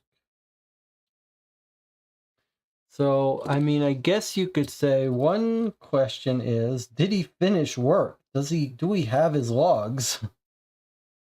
Like, if you're wondering where he went, he never came home from work, but did he finish work? Did he leave? Did he return his cab with logs showing where he went? Right? So one natural question, if we're trying to formulate stuff at this point, right? A natural question would be,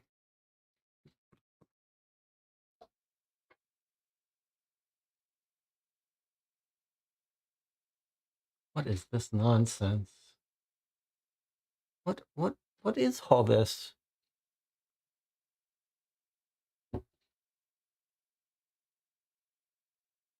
What is this nonsense with these green lines?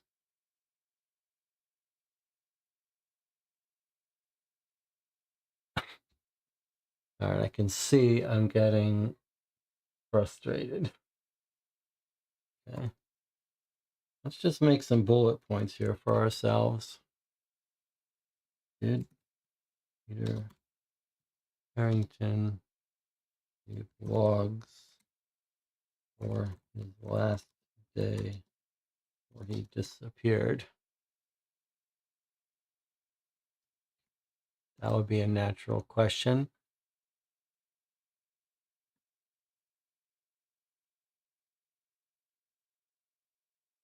And then we can send police to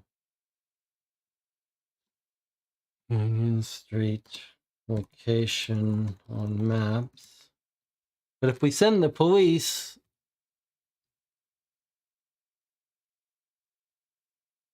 then the gig is up. Are they going to kill Harrington?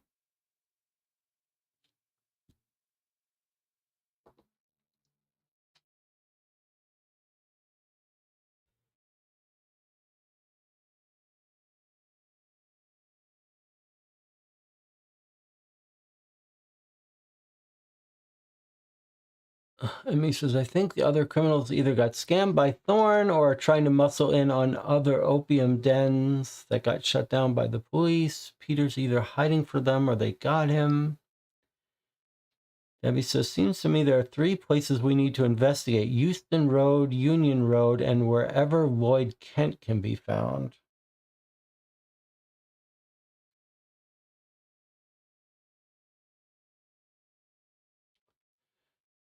It can't be at point N or goes there regularly. There's no clue. It's just taunting us. Any cab logs from the day Peter disappeared? Pickup he went to never came back. That's my point about looking at his logs. We could ask other drivers where Peter was going that day.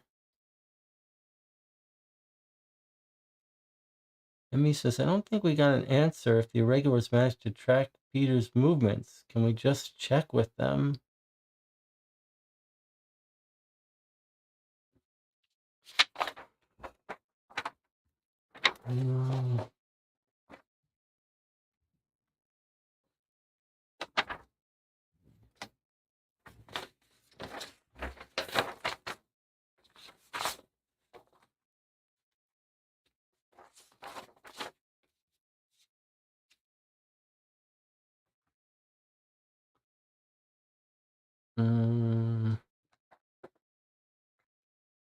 Then there's this letter that we haven't made any use of.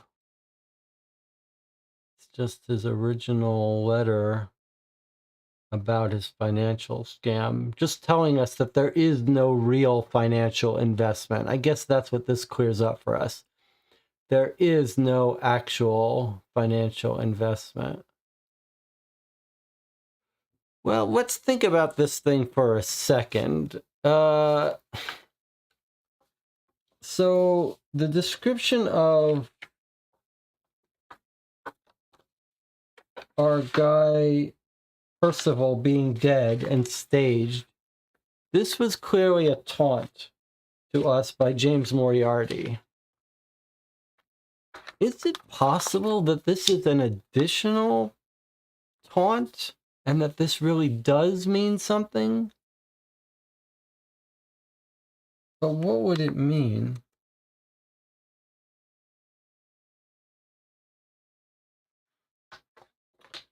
This was found in his...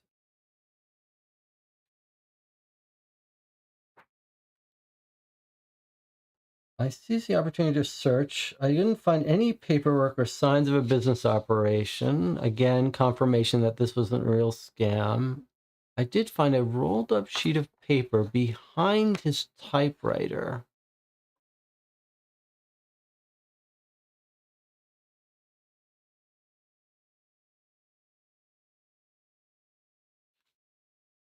Sure seems like it's nonsense.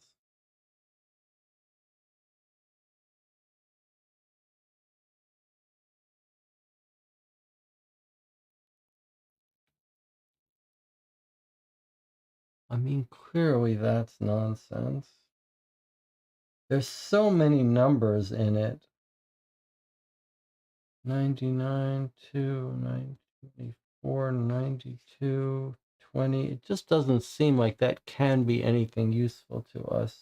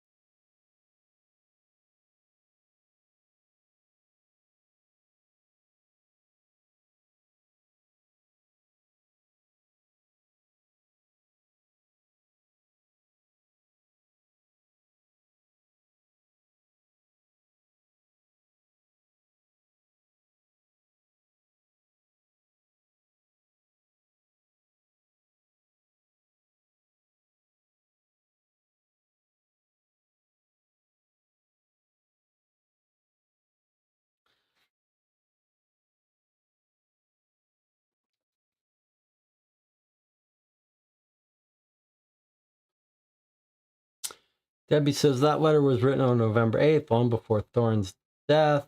I'm pretty sure you were right. It's just telling us what the scam was. Matt says it's not a cipher. I'll save you the time trying to solve that.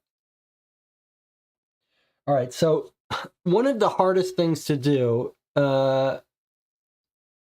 Emmy says, could Moriarty be Uncle Robert using the identity of a dead man? Should we go back to looking for Robert Thorne? No, come on. This letter is the proof that Percival Thorne has just... Wait a second. Robert Thorne. Yeah, look. Percival is pretending to be Robert Thorne. That's good. That's a little extra thing that I was missing before. Percival is writing this letter to the Whitcomb, who expressed some interest, and pretending to be from Robert, making up this complete fake on-the-fly investment. So this letter is our confirmation. There is no real investment. There is no real Robert. This is what this letter has nailed down for sure.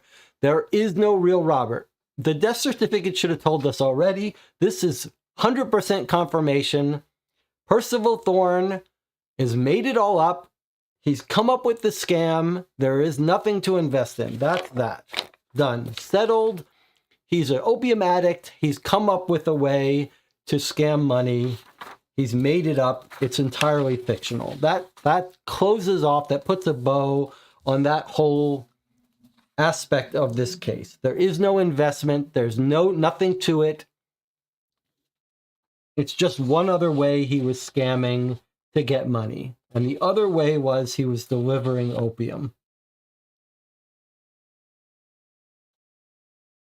So now, let us, rather than try to solve this puzzle, ask ourselves what questions we could ask. Where could we send people to find out where Peter Harrington is? One thing is, this is the center of opium operations distribution. It's possible he's being held there, and that gets solved completely.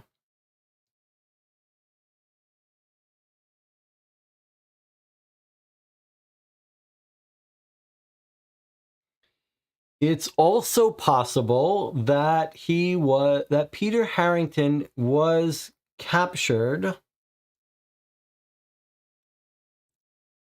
on one of his last trips.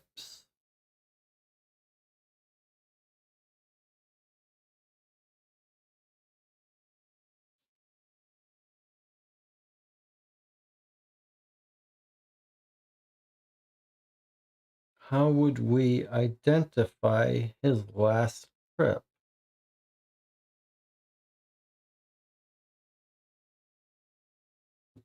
And then the other question is, does that add 58 help us? Northwest, add 58 Houston, or address 58 Houston?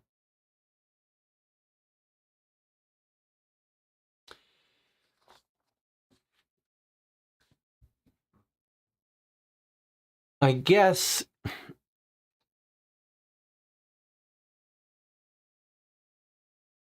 Perry says we haven't.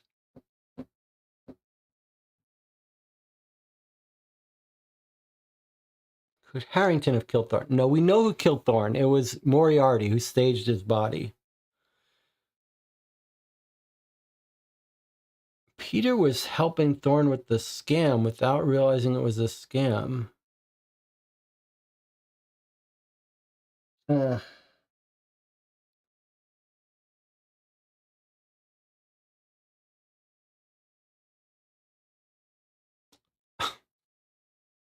guys are killing me here.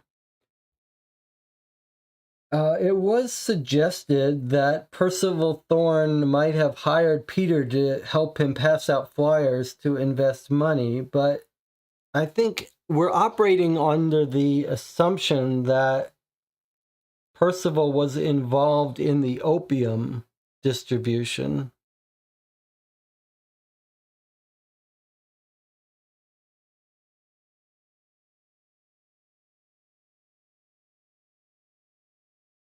Otherwise, none of this makes sense. All right, so stop for a second. Forget about the investment scam. It's a total red herring for us.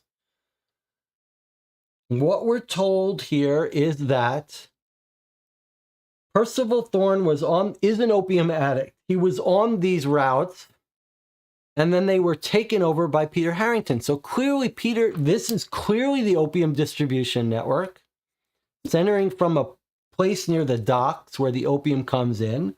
Peter Harrington took over those routes. So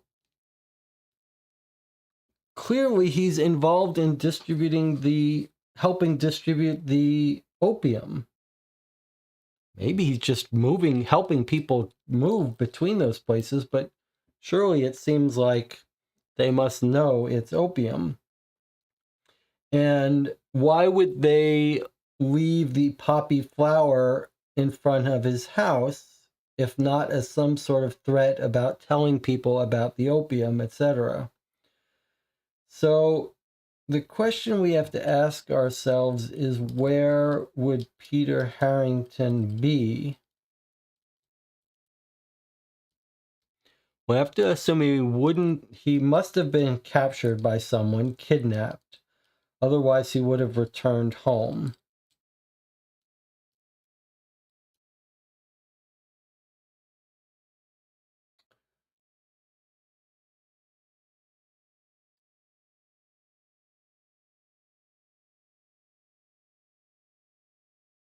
So let's look at some of these locations.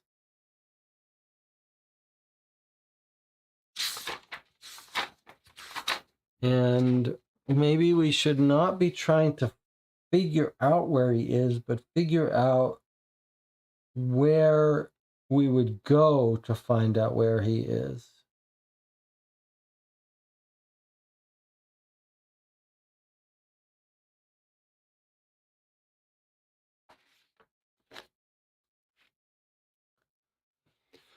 So we could send police to the distribution center of this map, but that might put Peter in jeopardy. We could send one of them to 58 Euston. That's one possibility for where he would be being held. But the only basis for saying that would be if somehow they're holding him in the new place. Don't know why we would expect that. Our best bet to find out where Peter Harrington is, under the assumption that he was kidnapped during his route, would be to find out what his routes were. How does the London cab system work? Do you call in do you keep the log locally and the main office doesn't know where you go until you get back? Or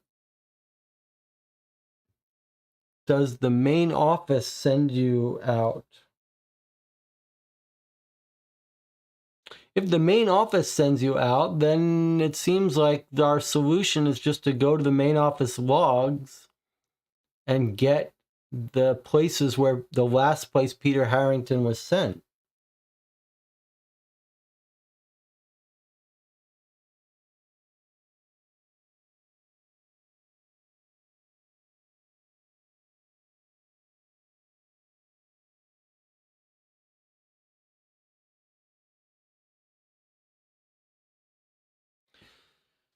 The other thing is to just look at this. Okay, it looks like the channel was going to say the same thing that I was just going to say. Look at this. Look at A and E. They're not connecting to anything else.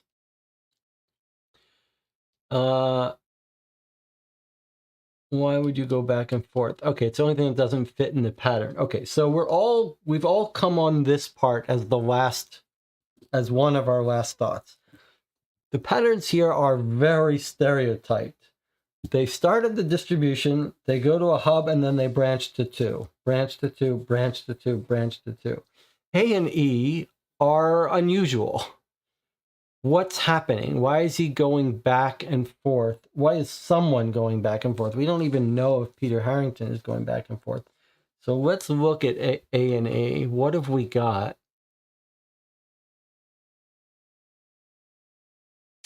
The new artillery ground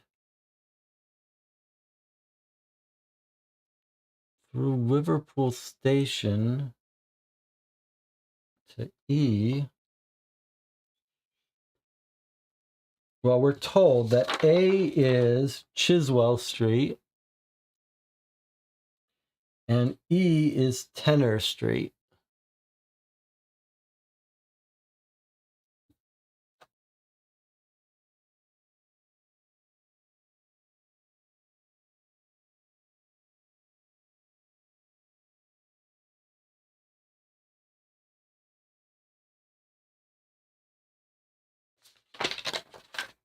Chiswell Street. Is that a place related to our case? Where does he live? Chiswell Street sounds a little familiar. Am I wrong? Isabel Harrington lives at Clipstone Street. Whitcomb lives at George Street.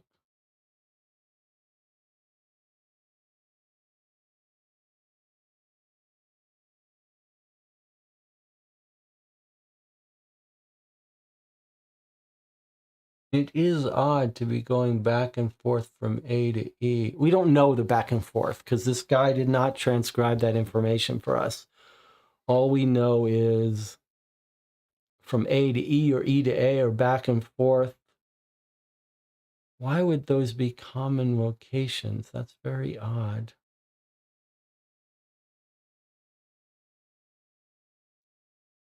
How does that possibly help us?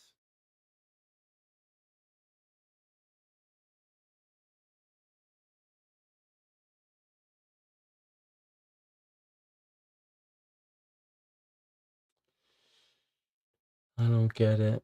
I mean, these could just be... It's also a short ride. That's a little weird, too.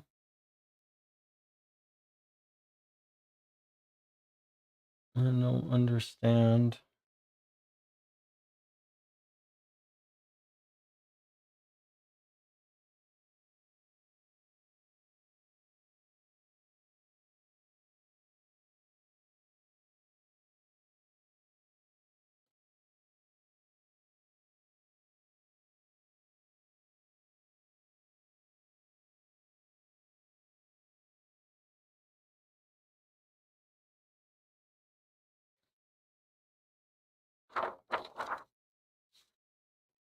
Well, I mean, we could write a reply that looks something like this. We could say, look, we're afraid that Peter Harrington was kidnapped, maybe because he knows too much about this operation.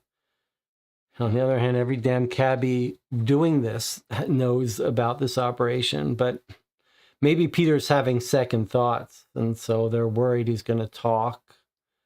Maybe he saw something with Percival Thorne that they're worried about. So we think he's being held. Maybe they're going to addict him to heroin so that they have leverage on him. So if that's true, you could imagine several places would be candidates. One candidate would be the distribution center. If that's the headquarters, then they could be holding him there. Another possibility is the 58 Euston Road being the newest place they're setting up, and maybe that's where they're holding him. Another possibility would be wherever his last trip was, if the main office has any idea of that. And then the other remote possibilities would be A and E because they stand out as being strange, unusual places for him to be.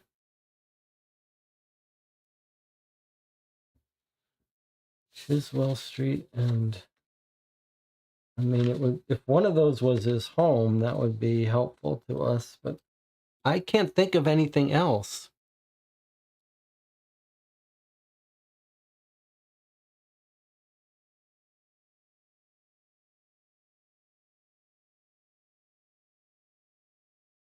So if we go to our thing here,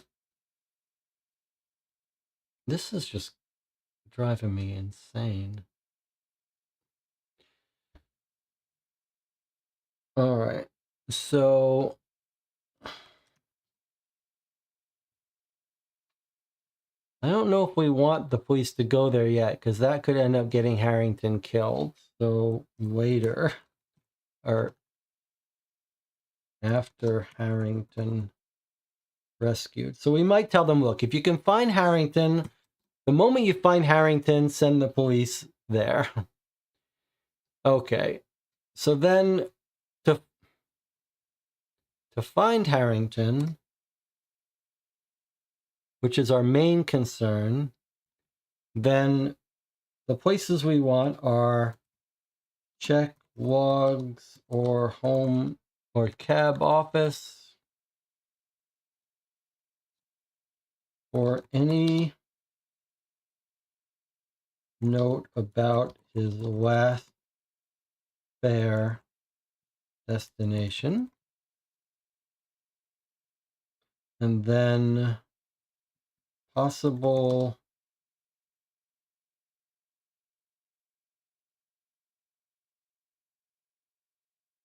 our possible holding locations are 58 Houston Road, the newest opium spot.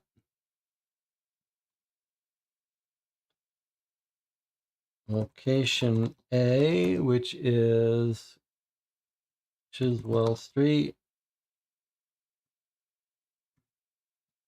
Location E, which is Tenor Street.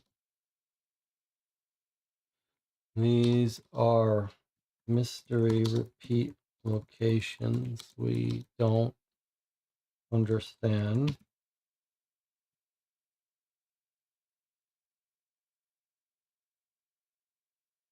And then possibly even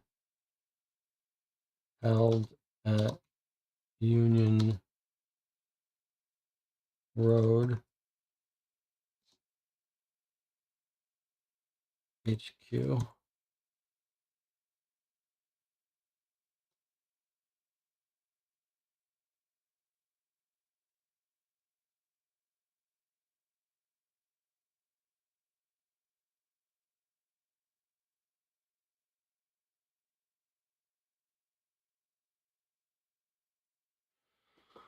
Let me check in with the chat. Have Whitcomb check logs, talk to drivers, try to track down Lloyd Kent. Why do you want to track down Lloyd Kent? What's the point of Lloyd Kent?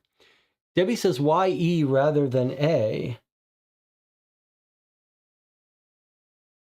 And Emmy says, are we saying Peter got scammed and was blackmailed into taking over Thorne's routes to try to get his money back? Yes.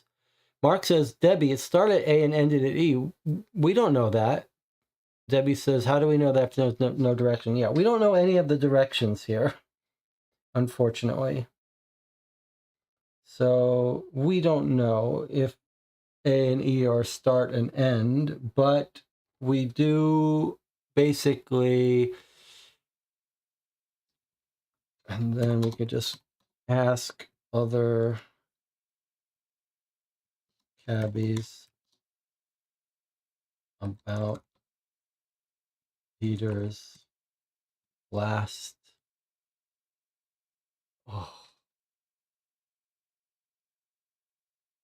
Peter's last ride. And we're just deleting this one as being duplicative of that one. Okay, and this is going to be for Whitcomb.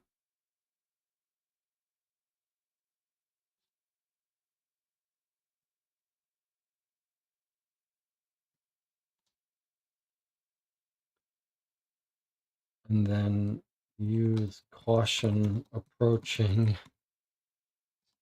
then police. Yeah, location confirmed. So basically what I think we're going to do is we're going to ask around, try to find where his last destination was. We're assuming he's going to be kidnapped there. He made a delivery and they captured him. So we're going to try to get his last location. If they can determine it, then maybe send the police right in there to get him. If they can't, come back to us and we'll take it from there. And then we've made some suggestions as well. And then if they find him, send the cop straight away to the Union Street location. Let's not confuse them. This is actually Union Road. Okay, so what I'm basically saying is if and only if Harrington is rescued, send the police.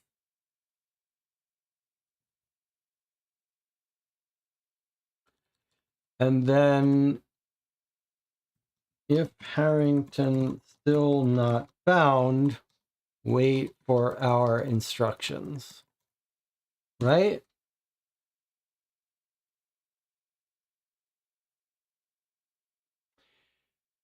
DJ Moneycut says what I was initially thinking, that this is the last letter we get to send.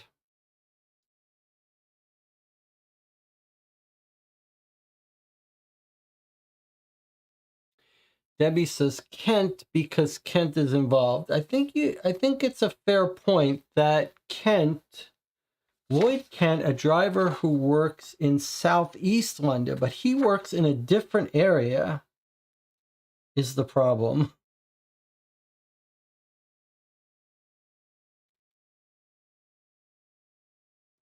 The problem is he works in a different area than our guy. It's just that Kent works in Southeast, so he would actually he would be involved in here.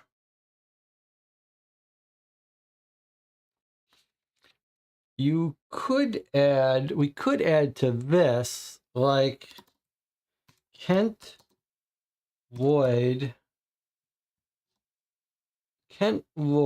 suspect, okay, how about this? We suspect Kent Lloyd may know precise street address if needed. Kent Lloyd may be involved and know precise street address. Okay.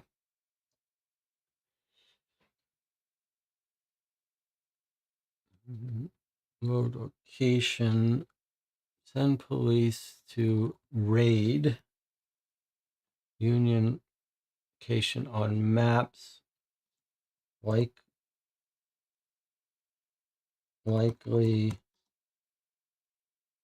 warehouse near docks holding large quantities of opium. But if Peter Harrington's still not found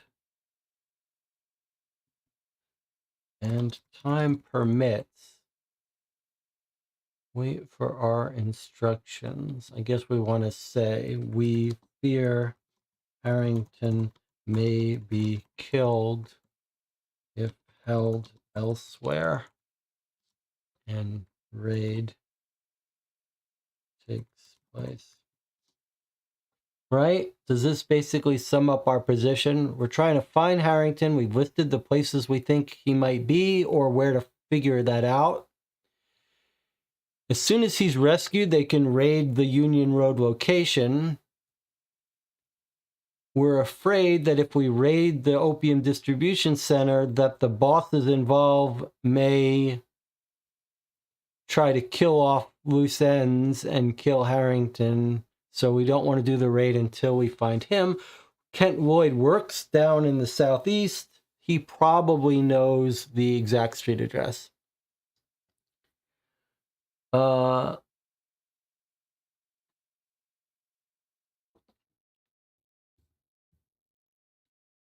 about location? And the whole area south of the river is southeast.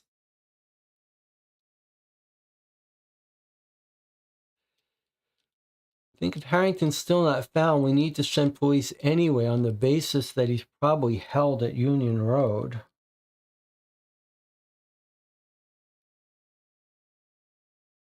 Well, that would be the other...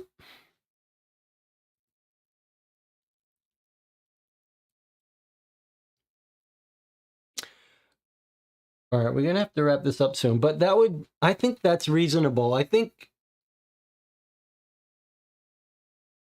you could make the case that delaying further the raid on Union Road when this place is going in chaos is likely to be, time may be of the essence.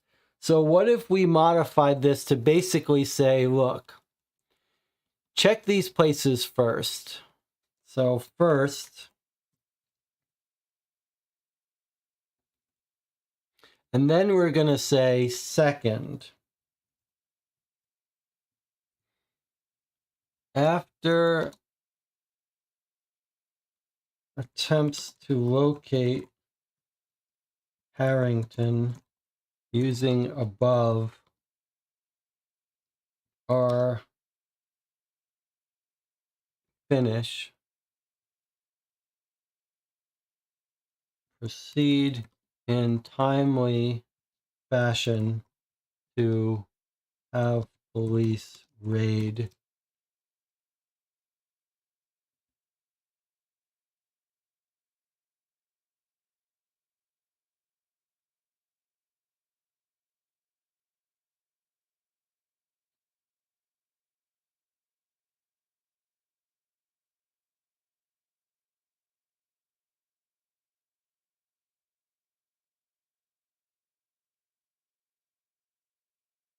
and then we're going to delete this part.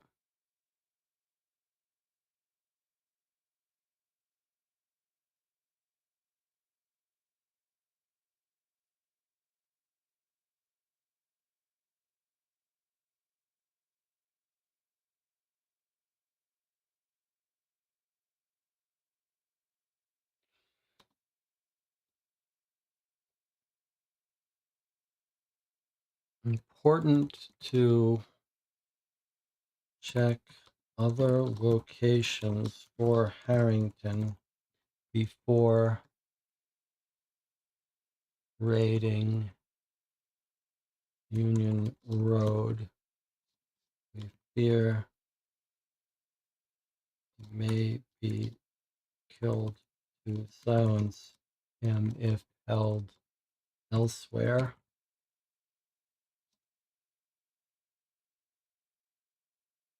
However, raid should not be delayed indefinitely in case he is held at Union Road. What about this?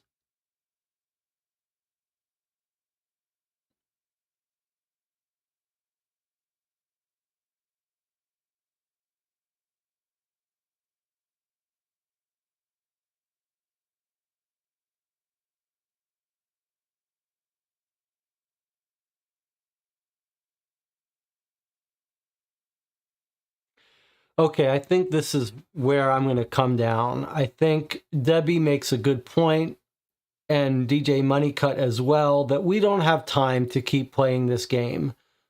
They've already killed Percival. They might be imminently ready to kill this guy. So we're going to make our last-ditch efforts to search for him at these locations. We're trusting them to solve that, to do this last-minute stuff. We're giving them the best advice we have about where to find him and how to find him. That's it. The rest of it is out of our hands. All right. DJ Moneycut says, reminder, we still need to answer what to do with Peter. Okay, so DJ Moneycut is right. We still need to make a comment about Peter. Okay, lastly, regarding Peter's involvement, we're basically saying it seems clear to us that he has been involved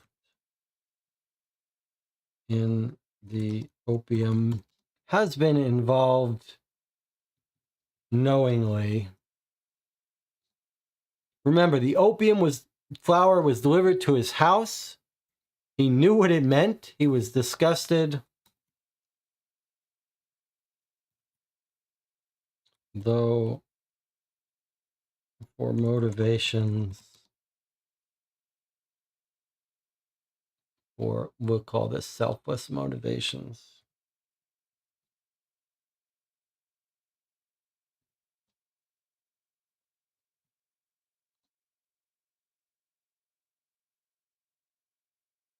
And not without remorse. Suggest that saving his life as best we can do for Mrs. Harrington, and he will have to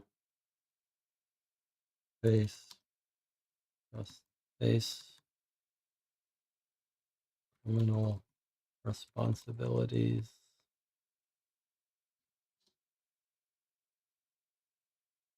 with the others.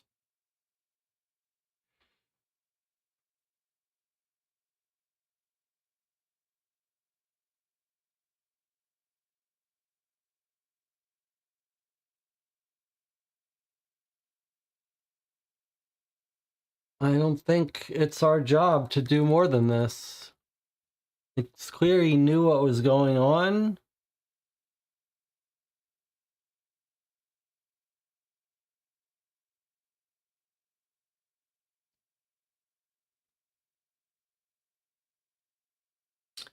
TJ Moneycut says, is it time for a vote? Debbie says, police are going to have to be involved anyway. He can explain himself. Yeah. So I think we're just going to leave it here.